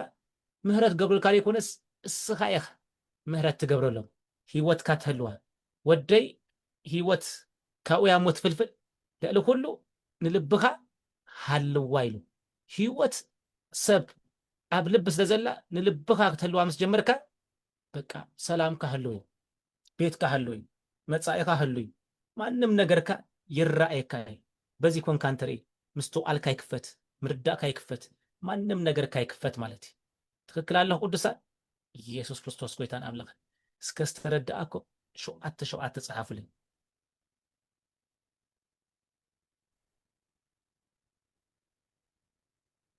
ተረዲእኒ ትብሉ 7 ሰባት ኣሜን በዚ ክንፅልይና ሕጂ ምክንያቱ ፍቅሪ ኢሉ ጎይታ ብዙሕ ኣበሳያ ትክድን ኣሜን ፍቅሪ ኣይተቃልኣካን እያ ፍቅሪ ንብዙሕ ኣበሳያ በቃ ትክድን ንብዙሕ ነገር ሓቀኛ ነገር ተለካ በቃ ከምዚ ዝከውን ኣይግብኦ ነይሩ ድሓን ኮይኑ ከምዚ ንግበር ከምዚ ንቀይር ከምዚ ንግበር ኢልያ ትብል ንፅድቀሲ እንታይ ባይታ ኣድልይዎ ቅዱሳን ጠሚትካኒ ብትክክል ኣይጠመጥካኒ ኣጠማምታኻ ንበኣሉ ኣረኣያኻ ንበኣሉ ጥዕና ኣይነበሮን ከመይ ኢሉ ጠሚቱ እቲ ሰብ ሓዚኑ ድዩ ደኺሙ ድዩ ትኽስዲ ኢሉ ድቃስ ድዩ መፂዎ ኣይትፈልጥኒ ኢኻ እኳ ሕጂ ከምዚ ፎካስ ጌርካ ነገራት ምርኣይ ፅቡቅ ኣይኮነን እቲ ሰብ ብካልእ መገዲ ተጎዲኡ መፂ ይኸውን ደኺሙ መፂ ይኸውን ገለ ክኸውን ይኽእል እዩ እስኻ ኣብ ናትካ ዓለም ክትህሉ ኣለካ ኣሜን ሜቢ ደኺሙ ይኸውን እስኻ ከመይ ጌርካ ትፈውሶ ከመይ ጌርካ ተፅናንኦ ከመይ ጌርካ ምህረት ኣምላኽ ከመይ ጌርካ ፍቅሪ ኣምላኽ ከመይ ጌርካ ፀጋ ኣምላኽ ትገልፀሉ ከመይ ጌርካ እስኻ ነቲ ኣብ ውሽጢ ዘሎ ናይ ጓሂ ናይ ሓዘን መዘን መንፈስ ከመይ ጌርካ ተውፃሉ እዚኣ መን ይግበራ ሰብ ሎሚ ክራኸብ ኣይከኣልን ሰላም ክበሃል ኣይከኣልን ናይ ኢድ ሰላምታት ከመይ ሓዲርካ ክበሃል ኣይከኣልን ስለምንታይ ኣብ ውሽጡ ቂምታን ፅልእን ስለ ዘቀመጠ ሰብ ريهم الله مآسيو نأخا متما دسنكا تيركمني بزعبها صبو نجر سلازي يزارب بزعبها وترو كفو يحاسب سلازلو نأخا كتمتاكا አይክልኒ ኮንፊደንስ የብሉን ትብዓት የብሉን ብዛዕባት ሰብ ዝፅሊ ሰብ ብዛዕባት ሰብ ፅቡቅ ዝሓስብ ሰብ ክረኽቦ ከሎ ደስ እንዳበሎ እዩ ብኣንፃሩ ሰላም ዝብሎ ከመየለኻ ዝብሎ ደሓንዶ ዝብሎ ትብዓት ኣለዎ ኮንፊደንስ ኣለዎ ተሓደኸ ድንን ምንን እዩ ዝብል ፅቡቅ ተትገብር ትገፅካሲ ምበረህ ኢልዎ ኤሳው ንኣቤል ምስ ቀተሎ ማለት እዩ اللهم قدسا صبو تتجبرسي تجسكاسي صبو مخونه نيرو تجسكا ግን ጽቡ ናይ ዝገበረ አይመስልኝ اللهم قدسا ዛበር ተመስግን ይሁ ስለዚህ ሰባት ኮነ ኢሎም ዋላ ክብድሉኻ ክብሉ ይኽእሉ እዮም ኮነ ኢሎም ክብድሉኻ ክብሉ እዮም እስኻ ግን ኩሉ ግዜ ንምንታይ ሬዲ ክትከውን ኣለካ እየ ዝብል ዘሎ ንምህረት ዝገብርዎ ይፈልጡ ምህረት ግበረሉ እስኺ ዝፈለጥክዮ ኣምላኽ እስኺ ዝተረድእኽዮ ጎይታ እስኺ ዝተፈለጥክዮ ምህረት ቃል ስለዘይ ተረድኦ እናተረድኦም ከዓ ነቲ ቃል ንመንፈስ ቅዱስን ኒዒቆም ብዘይ ምእዛዝ ብምእምፆም እግዚኣብሔር ክረድኦም ፀሊሎም ተዘየለኸ ዋግኦም ከቢድ እዩ እስኻ ግን ብምህረት ክትቀበሎምን ክትፅብዮምን ኣለክ ነገርካ ክፈጥን ጸሎትካ ክፈጥን ኣቦትኦም ክወስዱኻ ከቀምጡኻ ኣብ ሰፈሮም ገብሩኻ እድል ኣይተሃቦም ቦታ ኣይተሃቦም ንኣውረድ ንዘራረብ ክብሉኻ እዮለኒ ከቡክር ኣይደልኒ ስራሕ ኣለኒ ጸሎት ኣለኒ ከቡክር ኣይደልኒ ወረኛታት እዮም ውረድ እዮም ዝብሉኻ ካብ እዮ ከውርዱኻ ከዘራርቡኻ ብጣዕሚ እዮም ኣብ ካልእ ዓለም እዮም ዝነብሩ እስኻ ግን ኣብቲ ዓለምካ ኮይንካ ምህረት ግበረሉ ሰናይ ግበር ጽቡቕ ግበር ህይወትካ ከይትበላሾ ልዕሊ ኩሉ ከዓ ልብኻ ሃሎ ኣሜን ቅዱሳ ልብኹም ሃሎ ልቡ ዝህሉ ሰብ ህይወቱ ዝህሉ መጻኢ ዝህሉ ሰብ ጥዕኑ ዝህሉ ሰብ ቤቱ ዝህሉ ሰብ ስርሑ ምስቱ ቃሉ ዝህሉ ሰብ ማለት እዩ ኣሜን ቅዱሳ እዚ ሰብ እዚ ብጣዕሚ ዝተባረኸ ሰብ እዩ ነዚ ከምዚ ዓይነት ሰብ ክትረኽቦ ከለኻ ናምበር ዋን መላለዩ ፍቅሪ ኣምላኽ ዘለዎ ሰብ ኣሜን ቅዱሳን ፍቅሪ ኣምላኽ ዘለዎም ሰባት ኩሉ ግዜ ናይ ምህረት ሰባት ኣሜን ዛበር መስክ እዚ ከዓ ካብ ህይወትና ብሓይሊ ከምታ ኣመንዝራ ሰበይቲ ማርያም መፅያ እቲ ኣለኒ ዝብሎ ዝበለቶ ጨና ናርዶስ ኣብ እግሪ ክርስቶስ ሴራቶ ማለት እዩ ንሕና ከዓ ከምዚ ዓይነት ሰብ ነይረ ከምዚ ዓይነት ባህሪ ነይርኒ ይቁጣዕ ነይረ ቂመኛ ነይረ ጽልኢ ነይረ ቅድሚ ሕጂ ከምዚ ዓይነት ህይወት ነይርኒ ክርስቶስ ግን ህይወተይ ለዊጥዎ ስለዝለወጦ ደኣ እምበር ኣነስ ከምዚ ገይረ ከምቲ ገይረ ድላይ ምገበርኩ ሓገዝ ከማን ኣይመድልየንን ንምንታይ ኣብ ልብኹም ትሕዝዎ ናይ ክርስቶስ ተኮይንኩም ከምቲ ቃል ከምኡ ክኸውን ኣለዎ ፍጹም ዓለማዊ ክትከውን ኣለካ ወይ ከዓ ኬድካ ድላይካ ክትገብር ኣለካ ሓደ ናይ ክርስቶስ ዓለም ክትግርፎ ኣለካ ኣብ ልብኻ ሰብ ካብ ምስካም ካብ ምባል ቂም ፅልኢ ካብ ምሃዝ ኣውፃእ ኣቢልካ ዝባላ ክትእትዎ ይሓይሽ ዳጉሓፍ ክትእትዎ ነፃ ሰብ ሃራ ሰብ ዝተፈታሕካ ሰብ እስኻ ኢኻ ትኸውን ኣሜን ተለዊጥኪ ክብሊ ከለዎ ተቀይርኪ ክብሊ ከለዎ ኣሜን ከምዚ እኳ ይከንክን ነርኪ ትፀባፀብ እኳ ኢኻ ነርኪ ንምንታይ ትብል እኳ ኢኻ ነርኪ ከምዚ እኳ ኢኻ ትብልና ነርኪ ሕጂ ግን ካበይ ምፅኦ እዚ ሓይሊ ከመይቲ ጉዳይ ክብሉ ምስክር ከውን ከሎ ክርስቶስ ኣባኺ ይስበክ ከም ዘሎ ብኣፍኪ ዝወፅ ናይ ምህረት ኣምላኽ እንደ ዘምልኽ ናይ ምህረት ጎይታ እንደ ምሳይ ዘሎ እሱ ድላይ ይግበሮም ኣነ ዝገብርዎ ይፈልጡን እዮም ምህረት ግበረሎም ኢለዮም ኣለኹ ምስ በልኪ ጎይታ ድማ ምህረት ገይረልክ ኣለኹ ልቢ ክርእዮ ሓራ ኢኺ ነፃ ኢኺ ሕርኽርኽ ዝብል ነገር የብልክን ሰሚዐክ ኣለኹ ጸሎትክ ኩሉ ሳክሰስፉል ክኸውን ክፍጸም ደጌታትክ ኩሉ ክኽፈት ይብለኪ ኣሜን እስከበል ቁርሳ እስከ ኣሜን ኢልኩም ፀሓፉ ኣሜን ሪካቶስ ሻላባስ ሬካታራላባስ ኣሜን ቅዱሳን أبزي أديهم كتولدكم كلا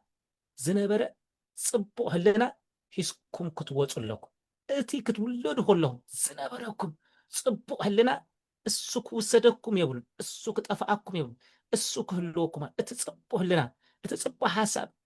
الصغير بألغي نرأسك ترخبي عليك أنا أبي يزلو أبي يخيده تعيزهم زلو كم يزهم زلو أرن تعيزهم زلو أبي يخيده زلو كم يخت قداي إلكي حنساب حسب مسبلك رأسك ترخبي عمو واو سلام تسمعني تمسفن سلام يسوس اندي تعرفت السلام يسوس اندي تاقد الشكي تفتصم اللهم قدسا سلازي حاتات صلئي ازي قيمتا كاب هيوتنا بحيلي كسبرها له زمستسبره بحقي واغانا بزح بركتنا بزح اب قرمي حاو ددو كبل اب قرمي حافتو ددو كبل زي كال اب قرمي غويتا ددو ويلو كغلغلي كصلي حيل لني اعمل لنتيل نو ازي بكال منفس يزمصل زب املاح يحفري قدوسا يحفري واغوم ክርስቶስ ደፊሩ ኣብ ቅድሚኦም ጠጠው ክብል ኣይክእልን ቅዱሳ ዛበር ተመስገን ይሁን ደኒኖም እዮም ትበኣስኢኖም ትሕጊ ትቃል ክርስቶስ ሕጊ ክርስቶስ እዩ ትሕጊ ክርስቶስ እንታይ ገይሮም እዩ የድንኖም ማለት እዩ ሓደ ሕጊ ኣሎ ዘይገበረካ ዋግኡ ኣነ ዝኾንኩ ህይወቱ ኣነ ዝኾንኩ ይብለካ ማለት እዩ ኣለኹም ቅዱሳ ብድፍረት ግን ላይካ ትገብሮ ትኽእል ኢኻ መንፈስ ቅዱስ ጋር ትገብሮ ዘለህ ግደፍ አዛማይ ካቀመጥ ናአዛት ዛረባ ዘለህ ግደፍ ስኻያኻ ይብሎ ማለት ክጽል ይኸልኽ እስኺ ኣብዝ ከምዛ ዓለም ኮይንኪ መንፈስ ቅዱስ ኣብቲ ቦታ ስርሑ ይሰርሕ አሜን በቀዳማይሲ ከምዚ አዝገበርኩስ ከምዚ አትሪአትንያ ስለዚህ ከይተረዳአኒ ልብኺ ውሽጥኺ አጉሄዮ አህዚነኔዮ ተኾይና ይቅረበልለ ኢኺ ኢሉ ክመጽ ስመጽ ኾሎም እስኺ ብቂም ኣብ ጽለት ኣለኺ ለፈና በጀኻ ኢልኪ ክትኣጽዩ ኪድ በጀኻ ክትብል ኢኺ ደሓን ሕጂ ግዜ የብለይን ኣይደውለለ ኣይትረብሸኒ ኢልኪ ክትኣጽዩ ኢኺ ኣብ ምንታይ ኣለኺ ዋላ ንስኺ ኣለኺ ኣብ ቂም ኣብ ጽልእ ስለ ዘለኺ ኣነ ምህረት ገይረ ታልኪ ቀደም የምህረት ገይረ ገና እንዳኸድኩ ከለኹ ኣብ መገዲ እንዳጸለኹ ምህረት ገይረልከ ክትብሎ ከለኹ ነገራት ኩሉ أو يزفوس تكفو منفس أو يسترر ولد أملا مخانا بزن فلت بزن اللالة بزن مار اسنا نلما مدى نري أن مالتي عمي قدسا زنا قرت خوينو نما بزخونا ساعات صلوتنا كسما أخلي صلوتنا زعقت ناي وش تسألينا كي ترد أن أبانا زنبر إز فيروس مهرز زي مقبار زعقت مس أبو كنزارب زكل كلنا زي مهرت زي اندحر زي وص مهرت زي مقبار فيروسنا خوين كم كانسر خوين وشتنا خوين كبل عنا زمننا ملو كم أجرو سجاب تسب قال زخون كنصبينا قال بماكينة هذا قال دوك موت قال تيركم أي كون تسب بفلسو ما يكون زي أبير كم يكون زي أبير نتناتو على ببرنسبل سزخدو برنسبل كنقبر كلنا نو حليف كاتبو خلها تدليك مهرودي تدليك قصودي تدليك ملسودي اسوانو زابر مسكن امين قدسات نحناون هدم آلتي كندكمينا نحناون هدم آلتي كنغاغينا እግዚአብሔር ከም ትዝገበርናዮ ሰባት ድማ ከምኡ ይገብሩ ማለት እዩ አሜን ቅዱሳን ዛበር ተመስገን ይሁን ስለዚ ናይ ምህረት አምላኽ ምህረቱ ክገብር ሎሚ ጸሎትና ክምለስ እንታይ ክንገብር ኢና ምህረት ዛበር መስገን ነዚ ቫይረስ ካብ ውሽጥና ክነውፅኦ ኢና ማለት እዩ ስሙ ይባረኽ ኢየሱስ ጌታ እዩ እስከተፈጸመ ብልኒ ንስኻትኩም እንተ ዘይሓደኩም ግና ኢሉ رأيو متصحف قدس كل جزء كنا نبب كلنا سخاتكم ميلون عبيت كنبرينا انت زي هاديكم جنا بدهر يزك تصل مالتي جنا زبل جمع شو قال اندهر زبل كوين متصحف قدس بدهر يزمت حسب كن هزول لنا شمت ديلنا كن عارفوا ديكون الناس سخاتكم انت زي هاديكم جنا جيز صحفت كويتا تصحف لنا القصه بيلنا ዳሽ ተዝገብሮ ኣብ ትሕቲኡ ንሕና ብዙሕ ዓይነት ምፅሓፍና ክንቅፃኢና ማለት እዩ ክንቅተሊና ማለት እዩ ክንድርበይና ማለት እዩ ክንጓሓፍ ማለት እዩ እታ ፅሕፈት ተዘይተሉሲ ገለ በኣልና ናትና ነገር ምመላእና ማለት እዩ ስኻትኩም ግና ኢልና እንተዚ ሃዲኩም ግና ኢልና እቲ ኣብ ሰማይ ዘሎ ኣቦኹም ድማ በደልኩም ኣይሓድገልኩምን እዩ ኣለኹም ቅዱሳን ኣበይ ዘሎ ኣቦና ኣባ ኣቦ ንብሎ መንፈሱ ኣባና ዝሓደረ ኣብ ሰማይ ዘሎ ኣባና ዝነብር ዘሎ በደልኩም ኣይሓድገልኩምን እዩ እሱ ተዚ ሃዲጉልና ዝቀንዕ ነገር የለን ዝሰልጥ ነገር የለን እንዳገለ ንኺድ ምንም ኣይሰልጥን እዩ ኮፈል ተቀመጥ ገለ በል ብራቮ በል ባባ በል ኣቦ በል ማማ በል ኣደበሊ ገለ ኣቀባጥር ገለ ዘመን እዚ መዓት ክፋኣት እንዲመፅእ ዘሎ በቃ መዓት ክፋኣት ኢኻ ትመልእ ንክርስቶስ ብገለ ትረኽቦ ዝመስለካ እቲ ናትካ ሽግር ግን ባዕልኻ ከምዚ ጌርካ ሰኣን ምፍታሕካ ኮለል ክትብል ከለኻ ነገራትካ ኮለል እዩ ዝብል እዚኣ ግን ኣብ ውሻ ትፍታሕ ናትካ ጉዳያ ማለት እዩ ስለዚ እቲ ኣብ ሰማይ ዘሎ ኣቦኹም ድማ በደልኩም ይሓድገልኩም እዩ ኣሜን ቅዱሳን እንታይኩም ይሓድገልኩም በደልኩም ይሓድገልኩም ዛበር ተመስገን እዩ ክብሪ ይኹን ነዚ ጎይታ እስከ ተፈጸመ በሉ ቅዱሳን ተፈጸመ صحافو እስከ ተፈጸመ ሎሚ ፕሪንሲፕል ናይ ሰማይ ክንገብር ከለና እግዚአብሔር ሆሞ ገብሪ ማለት እዩ ስለዚ ንሎማ ዓንቲ እዚኣ ቂምታን ፀልእን ካባና ሰባት ምሰውፃና እግዚአብሔር ኣብ ህይወትና ሓድሽ ምዕራፍ ክጅምር ኣሜን ቅዱሳን ምጽላይኩም ክወጽል ስጋ ማዓስ ጽልይ ተለም ኩሉ ግዜ ጽልይ ናተ ህይወት ብጸሎት ዝተማእኸለ ኢልኪ ምስክርነትኪ ክትቢ ክጅምር ይኺ ታይልኪ ተለም ክስ ህይወተይ ብጸሎት ዝጽሊ ሰብካ ክፋኣት የብሎም ቅዱሳን በቃ ኣነ ደይ ጽሊ ሰብ ኣብ ክፋኣ ዝረኽቦ ዝጽሊ ሰባት ትክክለኛ ሰባት ኣለሁም ቅዱሳን ደይ ጽሊ ሰባት ንሰባት ሕማቅ ንምግባር ንምብልሻው ንፀይቂ ዝርከቡ ዓይነት ሰባት እዮም ተልኩምኒ ዘይጽሊ ሰባት እቶም ዝጽሊ ሰባት ኣምላኽ ለኣኸኒ ኣምላኽ እንታይ ክገብር ኣምላኽ እንታይ ክሰርሕ ኣምላኽ በዚ መዓልቲ እዚ እንታይ ክትገብር ደሊኻ ኣለኻ ኢሎም ምስ ኣምላኽ ወይ ክብሉ ዝኽእሉ ሰባት እዮም ምስ ኣምላኽ ዘይወኣሉ ግን ክፍኣት ናይ ሰብ ጭንቂ ናይ ሰብ መከራ ናይ ሰብ ድኽነት ናይ ሰብ ገለመለ እዮም ዛርቡ ዝኽእሉ እቶም ዝጽሊ ሰባት ናይ ሰብ ነገራት ናይ ሰብ ሽግር ናይ ሰብ ኩነታት ክፈትሑ እዮም ዝውዕሉ ስለዚ ፈታሕቲ ሽግርን ኩነታትን ንኹን ኣሜን ዛበር ተመስገን ይኹን ክንደይኩም ተረዲእኩም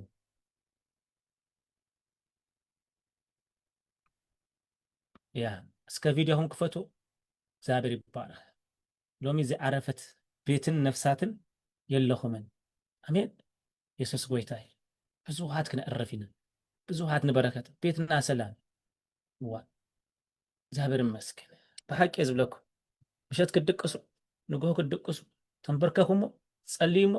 ንማንም ሰብ ብጽልኢ ትርእይዎ ሰብ የብልኩም ሰይጣን ንሰብ ክፉእ ገይሩ ክስእለልኩም ይኽእል ዛበር ይመስገን ልክ ምስ ተንበርከኩም ግን ቤትኩም ብርሃን ይዝመልእ ናብራኹም ብርሃን ማንም ዓይነት መዓልትኹም ክብርዞ ዝወፀ ልክ ክጽልዩ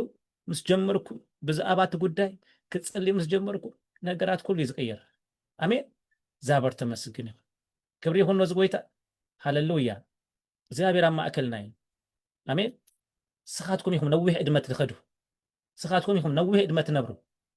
ስኻትኩም ኢኹም ነዊሕ ዘመን ትነብሩ እዞም ናይ ምህረት ሰባት ኣጻጽምትኩም ጅማውትኩም ስጋኹም ዝምስክረልኩም እስኻትኩም ኢኹም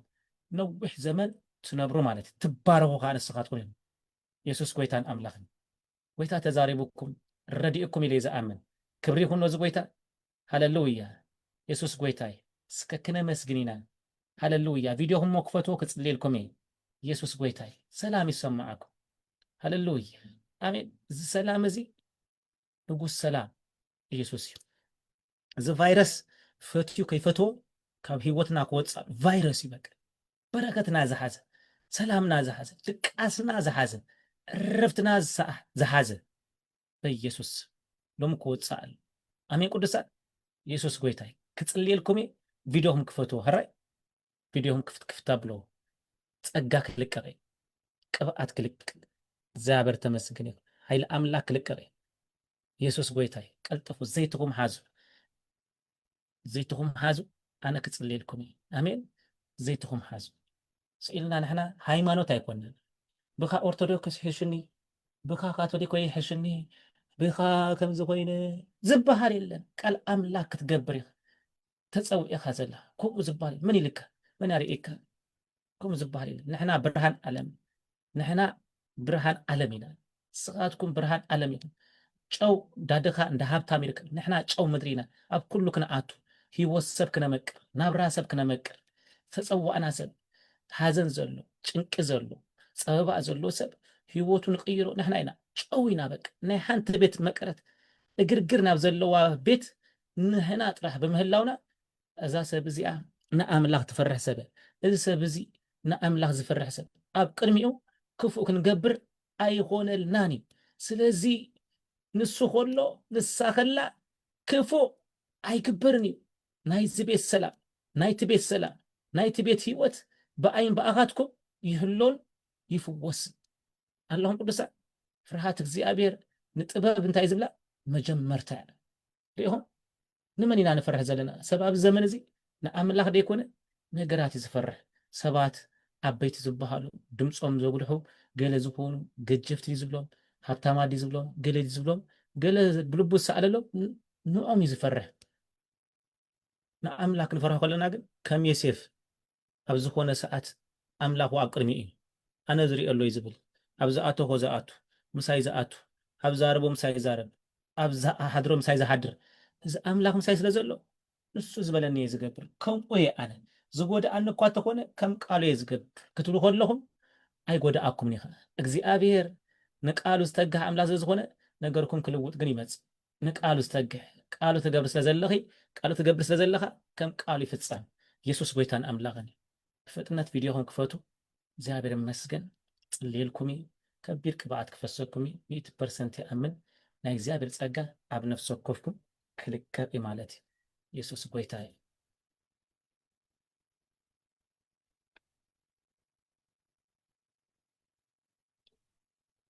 ያ 15 ደቂቃ ሜቢ ምስ 10 ላ ምስ ኢስራ ክንውዲ ኢና ቪድዮኹም ክፈቱ ቅዱሳን ጽልየልኩም ኢየሱስ ጎይታ እዩ ሽሪኢኹም ፈሳዊ ዓለም ናይ ማራቶን ጉያ ማራቶን ብትዕግስቲ ኢኻ ትጎይ ዓዲ ትለቅቅ ስፍራይ ትረቅቅ በረኸትካ ይትለቅቅ ቤተሰብካ ይትለቅቅ ኣሕዋትካ ይትለቅቅ ማንም ኣይትለቅቅና ነገር ኩሉ ንጽቡቅ ክልወጥ ሕጂ ኣነ ክጽልየ ነገር ኩሉ ንሰናይ ክልወጥ ኣብ ዝምጽእኩም ዘሎ ብርእስኩም ኣይኮንኩም ዝመጽእ ኣምላኽ ያምጽእኩም ክዛረበኩም ስለዝፈትዎ ነገርኩም ክልውጡ መገድኩም ክልውጡ ስለዝደልይ ኣሜን ኢየሱስ ጎይታን ኣምላኽን ራዲካታ ያራባሱ ሬፕራዳካ ሻታ ሸሌ ፕራዶስ አለ ካንትራዲዳ ባስ ሬፕሮዶሽን ሬክላንጅላ ፕራዶስ እስከማይኩም ክፍታ ብሎ ክንጽልይና ቪድዮን ክፈቱ ቅዱሳን ጻድቅ ኣይተጻወቱ ኣብዚ ኣዘለኹ ቅዱሳን ተወዲኡ ዘመን ክርስቶስ ይምለስ ዘሎ ዘበን ኣሕዛብ ዘለና ዘበን ኣሕዛብ ከዓ ተወዲኡ ይውዳእ ዘሎ ዘበን ኣሕዛብ ማለት ኣይሁድ ዝድህንሉ ዘመን ቀሪቡሎ ዘበን ኣሕዛብ ንክድሕኑ ንኣይሁድ ምስተውዓሎም ዝደፈኖ ጎይታ ክኸፍተሎም እዩ ስለዚ ጎይታና መገዲ ዘሎ ስለዚ ንዳሎ ኣለኹም ቅዱሳን ኣብ ዘመንና ከም ዘመን ኖህ እዩ ትምጽኣት ጎይታ ስለዝብሎ እንዳኣተና እንዳወፃና እንዳተናበርና እንዳተመርዓና ገለይ ክመጽእ ሓንትስ መዓልቲ ከሎ ተግባራ ቦይ ክፍጽም ይግብኣኒ ኢሉ ኢየሱስ ስለዚ ብመዓልቲ ከም ድቂ መዓልቲ ኮይና ክንመላለስ ይመእደና መጽሓፍ ቅዱስ ስለዚ ማይንድኩም ፍሪ ግበሮ እዚ ቪድዮ እንታይ እዩ ኣይትበሉ ኣብዚ መንፈሳዊ ዓለም ይዝፍጸም ኣነ ሕጂ ክጽልየ እኳ ብዙ ነገር ኣብ ህይወትኩም ለውጥ ይኸውን ኣብ ህይወትኩም ብዙ ነገር ክስራሕ ኣሜን ቅዱሳን ዛብራዲክላጅላ ሶፕራዳ ሻታ ሪክላጅላ ፕራዶስ ኣይትፈልጡን ይሆን እኳ እንታይ ኢሎሞን ኢየሱስ መሲድ እኮ ከመይ ኢሉ እዚ ወዲ ማርያም እንዲ ወዲ ጸራብ ዕንጨት እንዲ ወዲ ሴፍ እንዲ ትወዲ ማርያም ዝብሎ ትወዲ ዮሴፍ ዝብሎ ግን ሞታት የተስእ ጸማማት ይከፍት የእንተ እውራን ይከፍት ስኻትኩም ከምለኹም ሕጂ መንፈሳዊ ዓለም ኣብ ዝከናወሉ ቦታ ነገረይ ድስርሃሉ ኣብዝዩ ኢልኩም እንዲኹም መፂኹም ክንጽልይና ታሪክኩም ክልወጥ ክስራሕ ይብለኩም ኣሎ። ኣሜን ቅዱሳን እመኑ፣ ብውሽጥኩም ብልብኩም እመኑ። ገለብ ስራሕ ኣለኹም ኣብ ስራሕ ቦታ ዘለኹም ሽግር የብልኩም። ኣብ ቤት ዘለኹም ግና ቅዱሳን ኣሕዋተይ ማለትኩም ኮይንኩም ጎይታ ክረድኣኩም እዩ። ኣሜን። እግዚአብሔር ታሪክኩም ዝልቅልጠሉ ምሸት ካብዛ ምሸት እዚኣ ይብለኩም ኣሎ። እግዚአብሔር 100% ታሪክኩም ለዊጡ እግዚአብሔር ርእሲኻ ትኸውን ተይልካ ርእሲኻ ትኸውን። ምን ይጭራ ዝገብረካ ቅዱሳን ምእዛዝካ ናብ ርእስ ወስደክ ምእዛዝኪ ናብ ላዕሊ ወስደክ። እዚ እኳ ቃል ኣምላኽ ዝተባህለና እኳ እዚ እግዚአብሔር ዝተነግረና ቃል እኳ እዚ ከመይ ዝበሃል ኢየሱስ ጎይታን ኣምላኽን ሬፕራዲካታሰተ ሬፕሮሎቭሽ ዘይትሞብቲ ኢልኩም እቶም ቪድዮ ከፊትኩም ዘለኹም ጎይታ ይባረኩም። ዘይቱ ኣብ ኢድኩም ለኸዩ። ኣሜን ቅዱሳን ኣነ ሓቀኛ ኣገልጋሊ ኣሜን ናይ እግዚአብሔር ባርያ ኣብ ህይወትኩም ዝኸውን ነገር ጎይታ ልኢኹኒ 911 ናይ ሰማይ ኮይነ ናባኹም መጽ ኣለኹ።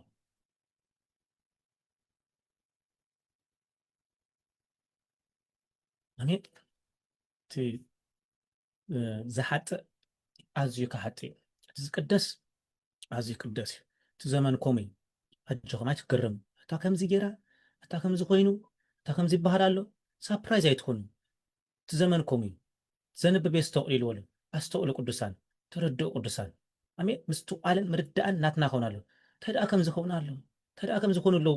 ኢልኩም ክስምቡዶ የብልኩም። ከምኡ ኸውን ብግዲ ክርስቶስ እንዲ ዝመፅ ዘሎ መጀመርታ እዩ። ገለ መለ ኸውን ልብና ክሰፍሕ ኣሎ ዘና ክንብል ኣለና ሰላምና ክውሰድ የብሉን። ብክርቢት ብገለ መለ ከም ዘንድዱኻ ሰባት ከዓ ብገለ መለ ከንድዱኻ ባይታ ክረክብ የብሉን ቅዱሳን ኢየሱስ ክርስቶስ ጎይታን ኣምላኽ ኣሜን። ሪኹ ኢየሱስ ይፈልጥ እዩ መን ከም ዝክተሎ ቃሉ ዘለዎ ዘንብቡ ዘስተውዕሉ ኣብ ልቦም ከዓ ንኣምላኽ ዘንገሱ ጎይታ ይፈልጦም ኣብ ልቦም በቃ ኣብ ልቦም ኣሜን። ኣብ ልቦም ንጎይታ ሓንቲ ቃል ኣንቢቦም ነታ ሓንቲ ቃል ፈርሕዮም በቃ ዘገልግሎም ማለት ፍርሃት ማለት በቃ ይግዛእካ ኣለኹ። ናተይ ባህሪ ናተይ ጠባይ ደስ የብለካኒ ጎይታ ትናትካ ባህሪ ግን ክላበሶ ደለለኹ ትናትካ ነገር ግን ክደጋግሙን ክገብሩን እደልለኹ እሱ እዩ ዝሕሸኒ ምስ ኩሉ ዘሕብረኒ። ኣሜን ቅዱሳን ኢየሱስ ጎይታን ኣምላኽን ዘመኑ ክፉ እዩ ቅንያቱ ክፉ እዩ። ሃቦ እስኪ ኢልኩም ሓፋብሎ ራዲካታ ያለባስ ሻላ ፕራዲካትራ ለባስ ማሪካታራ እስከ ማይኩም ክፈቶ ምሳይ ክጽልይኹም ኣጆኹም ኣነ ንኣኹም ከገልግለኩም የተለያኸ ኣሜን። ኣብ ኩሉ ስፍራ ማይካ ይትክፈቱ ንሕና ንከፍተልኩም ኢና ይብለኹ ኣብዚ ይክፈተልኩም ኣነ ንስኻትኩምን ኣሕዋቲና ውሉድ አሜን አሜን ሻላካ ሴሌ ቦሻታራስ ሻላካስ ያራካስ ያራቦ እቅረብ ባርኮኖ ህይወት ሻላካስ ያራቦ ሻታራስ አራስ ያራቦ ሻታራስ ያራካስ ያራቦ አቦዬ የቁሬ ባር ሐሳቤ ባር ሻላካ ሴሌ ሊካስ አራስ ያራባስ ያራቦ ሻታራስ ያራ ካሴሪ ካሲያራ አላ ሴሌቡ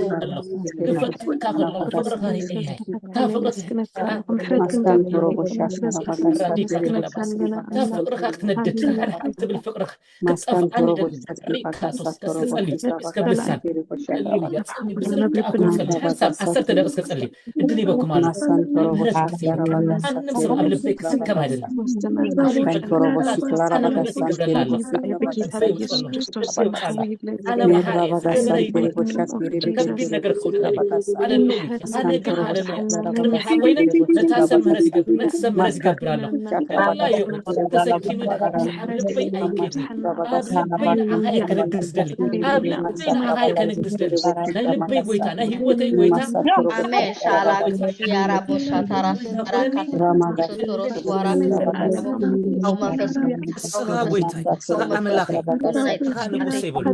سويتها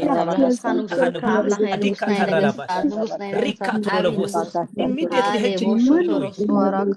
ولا فوز قطتها زبونة برا تم حب تفكروا سعادة حب تفكروا سعادة immediately تدوم جي نقر كلكم ولا شو نقر كلكم لبهم أنا زيت غايز الله زيت زيبك أبزا أدو زبك سبعاتي أماي آتي بآتي أنا زيتي أدلي زوج حيلو عيفلتني يعني زوج أنا غابك زيدني أنا راي كم زيت غوني برك تركب الرئيس راديك أنا العالم برتاح أكون أنا العالم برتاح أكون أنا العالم العالم برتاح أكون أنا سعارة بس سعارة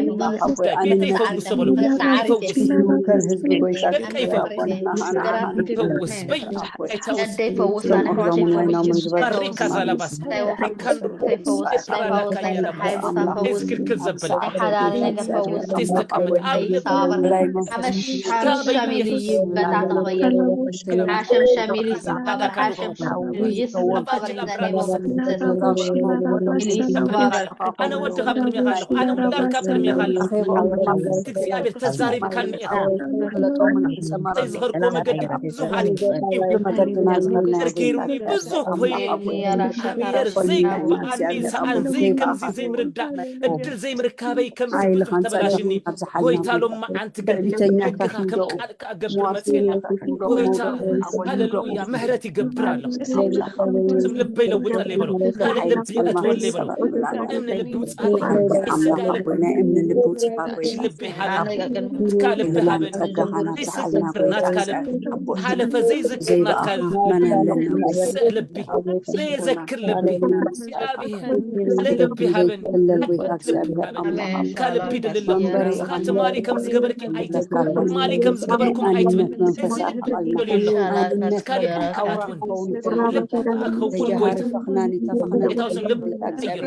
راديكا ترى لباس ريكا ترى لباس دكاتا كيا لباس ريكا براني لباس كيا لباس ريكا لباس راديكا ترى لباس رادكا براديكا كاتا يا لباس رادكا ترى لباس كاتا لباس آية وحكاتني هذه كاتوي تقرأ يقول كذي بلك أبير كافر جسا بيس نايتا وس بجنب كرسوس ودها سبالو كدسالو أي حد سبالو آمين نور نتي وسد زوج صحاني راديكا ترى لباس راديكا ترى لنا يفوز لنا ينصح يونا حد كده أكل قالك خو زجبرني دمكاي ناي زمن قال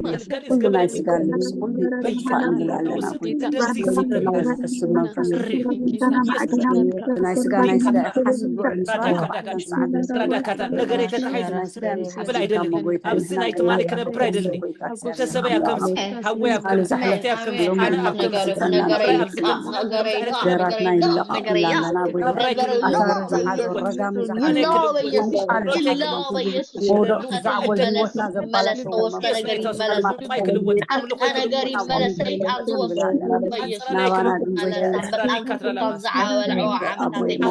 سجل كاي ملز بيسوس سلامي ملز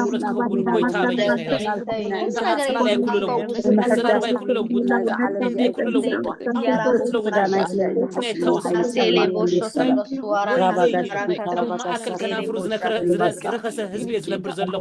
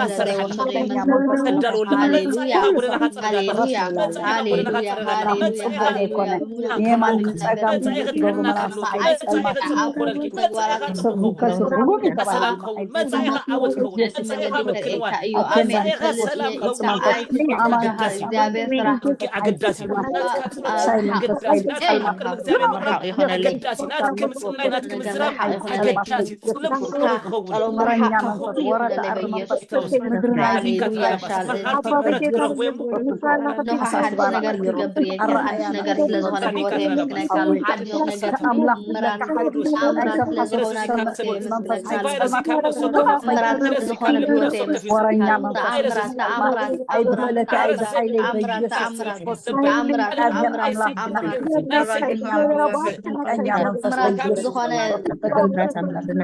كيس اللي يقول بطم زحزة كيس اللي حيلهم زحزة كيس اللي يقولهم زحزة كيس اللي سماياتهم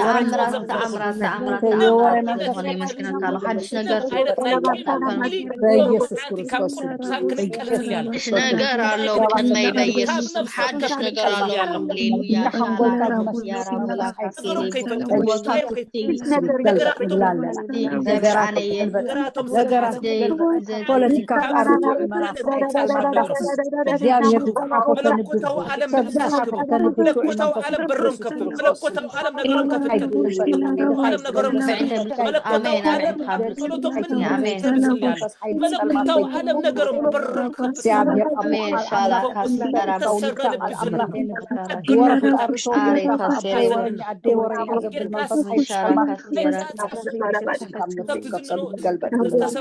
የወሬ መንፈስ ኃይል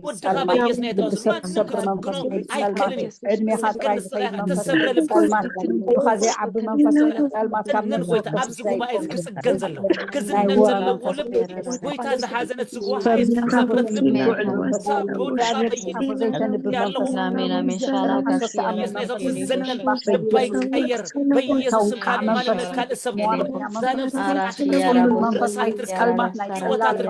ማንነታት ርከባ ጎይታ በኢየሱስ ዘይርእሳ ዝኾነት ዘይርእሳ ዝመሰለት ነፍሲ አንተ ርእሳ ትርከብ ማንነታት ትርከብ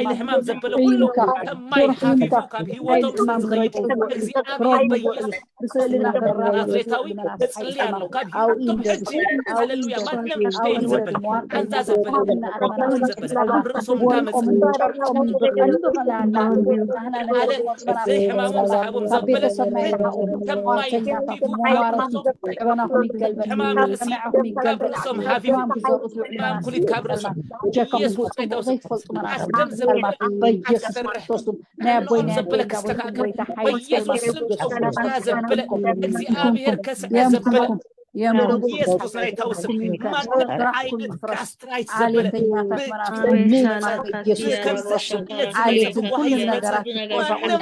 زي سمم زحابه بيسوس ላይ ተውስም አስማት ህማም ዘአደለ በዚህ አይነት መገድስ ሃሌሉያ አስማት ህማም ላላና ቢወቶም ነቅለሎ በመድኃኒት ለዩ ግብ መድኃኒት ሚስትራይት በሐዘን ዝመጣ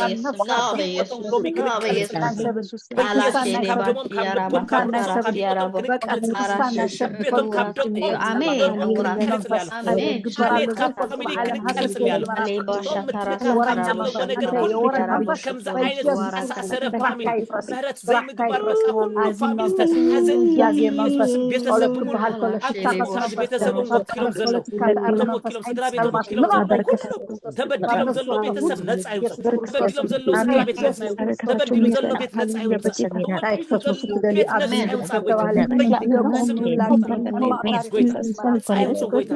ኢየሱስ ክርስቶስ ተገልጦ አዲስ ልብሃው አጻጽምተው ቀይሩ كله تغير عملك تبدون كله تقلبكم على كاشيارا كاشيارا كاشيارا بمركو يملس عليه يستر غريم ملس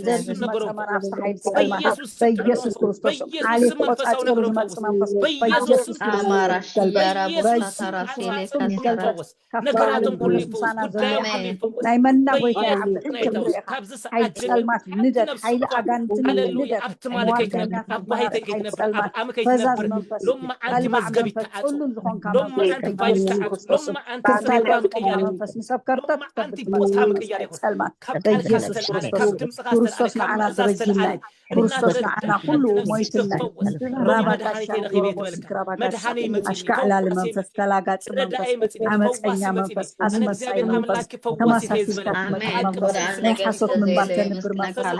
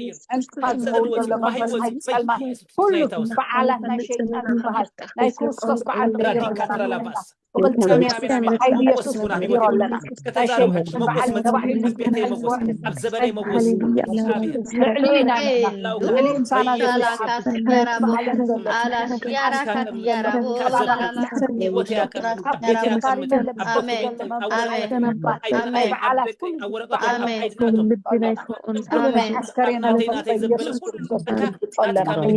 دوي الكريستيان أو خير بلا الواسع كل زي لا لك ربنا عين تفضل بينا الحدات حسب زي تغير كل زي العالم آمين إن شاء الله كاسكارا أملاك مساخلو أملاك مساخلو زلو فريقنا لك آمين مهلاو كسبات مسكرو لهم يرب نعيد ما قويتا مساي مهلاو كسبات مسكرو سبات زاربو آمين مسخا مهلاو كمساي قال ملكت آمين سمعنا سلسلة هاي مسكنا كانوا يتفا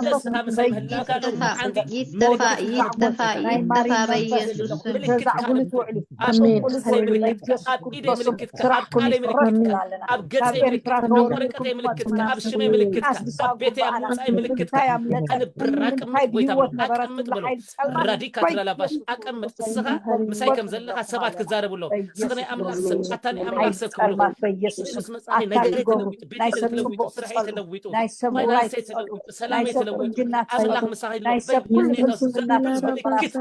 كان أنت تقول حمام يقول سلام يقول ألو زمان لا ألو مساحي أبزل أركيز ما فريق تبل نات كامل كتاب يوتي قبل مصر كبر راتا كاتا كايا ريكاتا كاتا زر كبره زر كم زلوا وحب فناسو كوين زر كاتينا ما زر إكسي أبير مساحي كم كهوب سماي زر كم سماي زر كم برهان زر زمر بيجي نتاوس أبير ملك كتاب يوتي ملك كتاب الماتاو على ما هي وتي ملك كتاب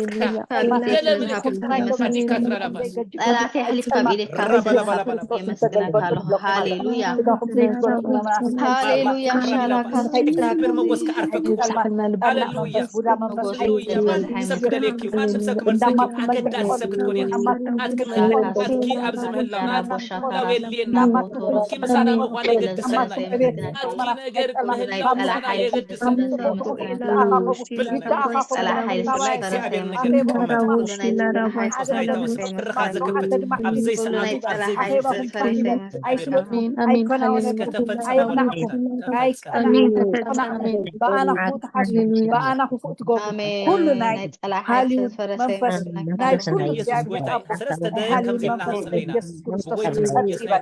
حيل سلمى كريستوس بدوكم بنابرهم مسرح مسوي زلوا زبله كله بدم كريستوس يسوع مسوي تاسو يفرس ولا حنسا آمين إمشي شيء بدي فرس بيا كريستوس يسوع فرس بيا عينك مسوي أباي أبدا يا بحواتي أبوتي أبونا جريت نجاب زبون لا حي لا تمسوا يزاربوا ويوم يفرس ويوم يفرس ويوم يفرس in the name of ويوم يفرس ويوم يفرس I كوني لا بيسوس ويوم يفرس يفرس سوي زبلة زلو كل بيسوس يفرس بيسوس عينك مسوي إن عسيرنا يوزو كبرنا يوزو عينك مسوي أب كريستوس يسوع أي بلزري أنا تشافيني مسوي أنا فرصة له ذكر فرصة له مسوي يوم يفرص له أنا يفرس بيسوس يسوع دم فرصة له أراد الله الزكاة فرس بيسوس بيسوس أيكون الحاني أيكون الحاني نجراتي تملي وتملي سلامي تملي حيلي تملي موقتي تملي أنا أنزل بلهم أنا هجأنا أميز بك أنا فلست أنا يا مسكنا كلام غريبي إحنا على فلست بدي مسكنا كلام كاشكارا مسوي فرس مسوي من فرس بالي أنا يفرس زدمز بركة جناي أجر سوي زكاة سوي شيطان منفس من يفرس يفرس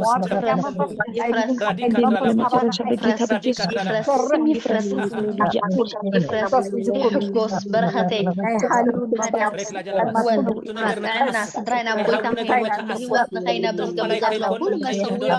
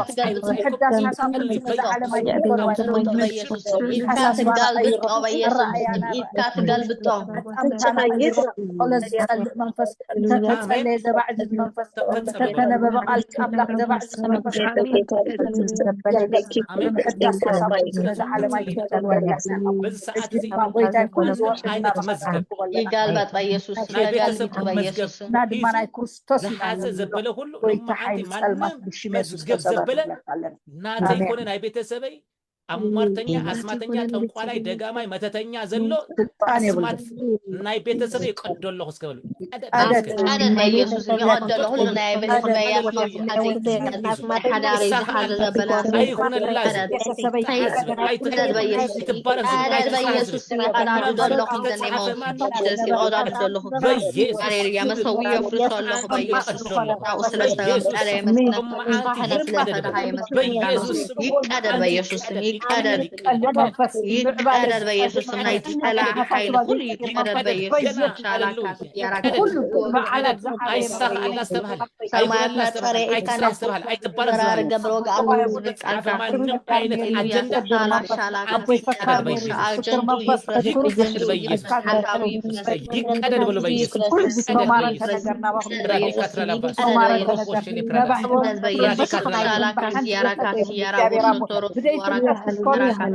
سويهم يفرس in the name of Jesus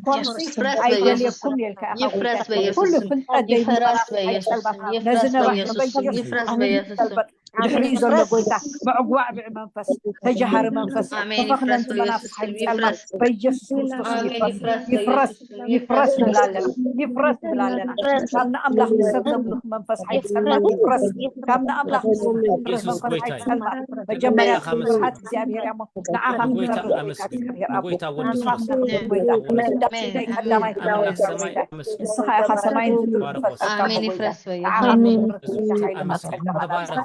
آمين يفرس بيسوس أبي تسري حدش أبي نبري حدش نجد سلامي حدش نجد أبزري حدش نجد أبزري بيسوس يفرس بيسوس زبالو أبي بوتي يفرس بيسوس زبالو أبي بوتي حنا لا نزبالن كون الليو كون الليو بيسوس دبابة ما فس دقب بيسوس يفرس نجري تكفي يفرس أي كون لا نزبالن كون الليو بيس نيتاس نايت صباحكم سرحوا نايز متصعمتكم سرحوا نايز متصومكم سرحوا يسوس تزاروا آمين تظلوا مع التعطين عمتين قد عاوتي برتاتي تكفي بيسوس تكفت السماء زاروا له بتكفت نجري زاروا له الجميل ناتينا بيسوس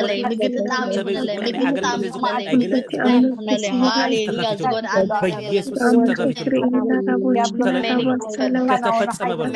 ተፈጸመ ይላቀ በኢየሱስም ይላቀ በኢየሱስም አሜን ሻላካስ የረባ በኢየሱስም ይፈሩ በኢየሱስም በኢየሱስም በኢየሱስም አይኮነሎም ሐሳብም አይኮን ሐሳብም አይኮነሎም በኢየሱስ ይፍረስ በኢየሱስ ላይ ሁሉ ነገር በኢየሱስ ሁሉ ላይ ተባዛበለ ሁሉ በኢየሱስ ይፍረስ በኢየሱስ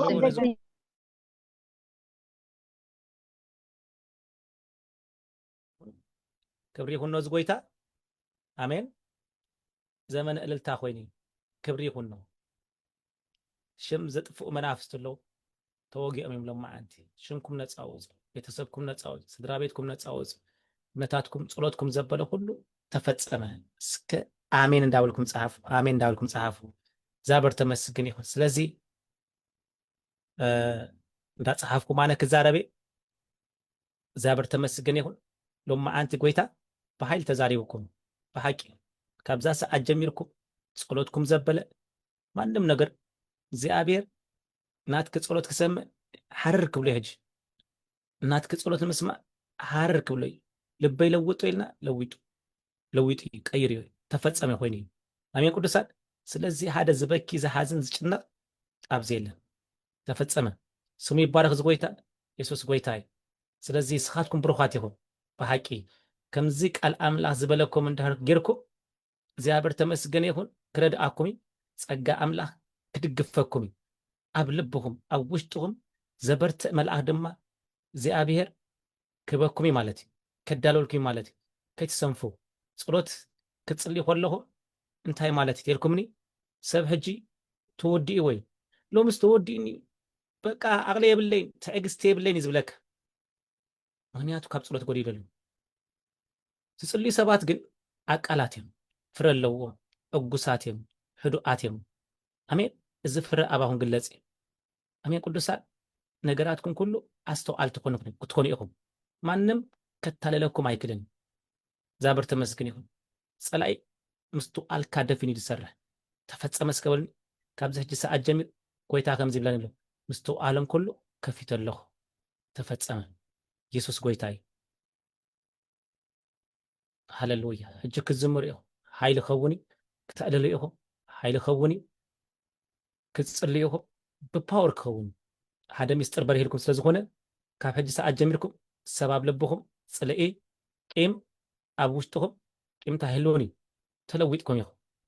አሜን ሃያል ጽለይቲ ክትኮኑ ኢኹ ኢየሱስ ጎይታይ ስለዚህ አፖስትል ማይ ካብ ኤድመንተን ካናዳ ይዘገልግለኩም ዘለኹ ዛበር ተመስገን ይሁን ኣብ ኤድመንተን ኣብ ካናዳ ዘለኹም ቅዱሳን ኣብዚ ማህበርና ህና ከምቲ ኩሉ ግዜ ንብሎ ኦፕን ሄቨን ቸርች ዝበሃል ቸርችና ኣብ ኦፕን ሄቨን ቸርች ወይ ድማ ኣብ ኦፕን ሄቨን ፔጅ ኣብ ፌስቡክና ብምርካብ አድሬስና ኣብኡ ክትረኽቡ ኢኹም ኦፕን ሄቨን አፖስቶሊክ ኤንድ ፕሮፌቲክ ኢንተርናሽናል ቸርች ኤድመንተን ካናዳ ይዝብል ኣብኡ ብምእታው ፔጅ አድሬስና ኣብኡለኩም መጽኢኹም ጸጋ አምላክ ተካፈሉ ቤተሰብኩም ስድራ ቤትኩም እንተለው አው ቴሌፎንና አለው አው አድሬስና አለው መጽኢኹም ጸጋ አምላክ ተካፈሉ ዛበር ተመስገን ይሁን ስለዚህ ሎማ አንቲ ተአምር ገሪ ጎይታ ኣብዚ ቦታ እዚ ሰብ ብጠጠው ይቀይር ጎይታ ሰብ ብጠጠው ይሰርሕ ጎይታ ሓድሽ ሰብ ሰሪሑ ኣብ ማእከልና ሓድሽ ሰብ ዝተለወጠ ሰብ ንጎይታ ዝመስል ሰብ ንጎይታ ዝፈቱ ሰብ ሕጂ ጎይታ ብመንፈሱ ሓደ ካልእ ሰብ ሰሪሑ ስለዚህ ተባሪኩም ይኹን አሜን ስኻትኩም ብሩኻት ይኹን ስለዚህ መዓልትኩም ብሩኽ ቅንያትኩም ብሩኽ መልስ ጸሎትኩም ኩሉ ክፈጥን ማማ ሃጎሳ ጎይታ ይባረክ ቤትኪ ይባረክ አገልግሎትኪ ይባረክ ህይወትኪ ይባረክ በኢየሱስ ስም ባረክናኪ ኮሙ ድማ ሰኑ ሓፍትና በኢየሱስ ስም እስከ ክንጽልይ የለይና ፈውሲ ይኹን ኣብ ጓልኪ ፈውሲ ኣብ ነገርኪ ፈውሲ በኢየሱስ ክርስቶስ ናይታውስ ሪካ ተራላባሽ ሌፕሮዶስ ሰላብራዳ በኢየሱስ ናይታውስ መለኮታዊ ናይ እግዚአብሔር ፈውሲ ኣብ ጓልኪ ክመጽእ ሕጂ ሓንቲ ቃል ተዛረብ ጓለይ ወደይ ክፍወሲ በከም ዝበለ በኢየሱስ እግዚአብሔር ፈዋሲ ኮይኑ ኣብ ጓልኪ ክመጽእ ምንጭ ሕማም ከም ክንጽልይ ኣሎ በኢየሱስ ሕጂ ይፈጸም ፈውሲ ይሁን በኢየሱስ ማንም አይነት ሕማም ካብ ህይወት ጓልኪ ንዘለዓለም ትስዓኖ አሜን ኢየሱስ አሜን ሃሌሉያ አሜን ኢየሱስ ጎይታ እዩ አሜን ስለበረክት ይርሰን አሜን አሜን ኢየሱስ ጎይታ እዩ ተባረክ ክንደይ ተባሪኩም ቅዱሳን አዚዝ ባረካ አሜን ሰኒ ያ ኢየሱስ ጎይታ ክንደይ ተባሪኩም ይሁንም ጎይታ ይባረክ ስለዚህ መዓልትኩም ብሩክ እዩ ዩኒቨርሳል አፖስቶሊክ ፕሮፌቲክ ኢንተርናሽናል ሚኒስትሪ كل جزء سولوس كل جزء ربع كل جزء عربي كل جزء كذا علىكم يسوع قويتان أملاغني مسيحهم تهارو ولسيهم تكافلوا مسيحهم تصليوا مسيحهم أقلقلوا مسيحهم تقلقلوا آمين صحاتكم بروخاتكم شالوم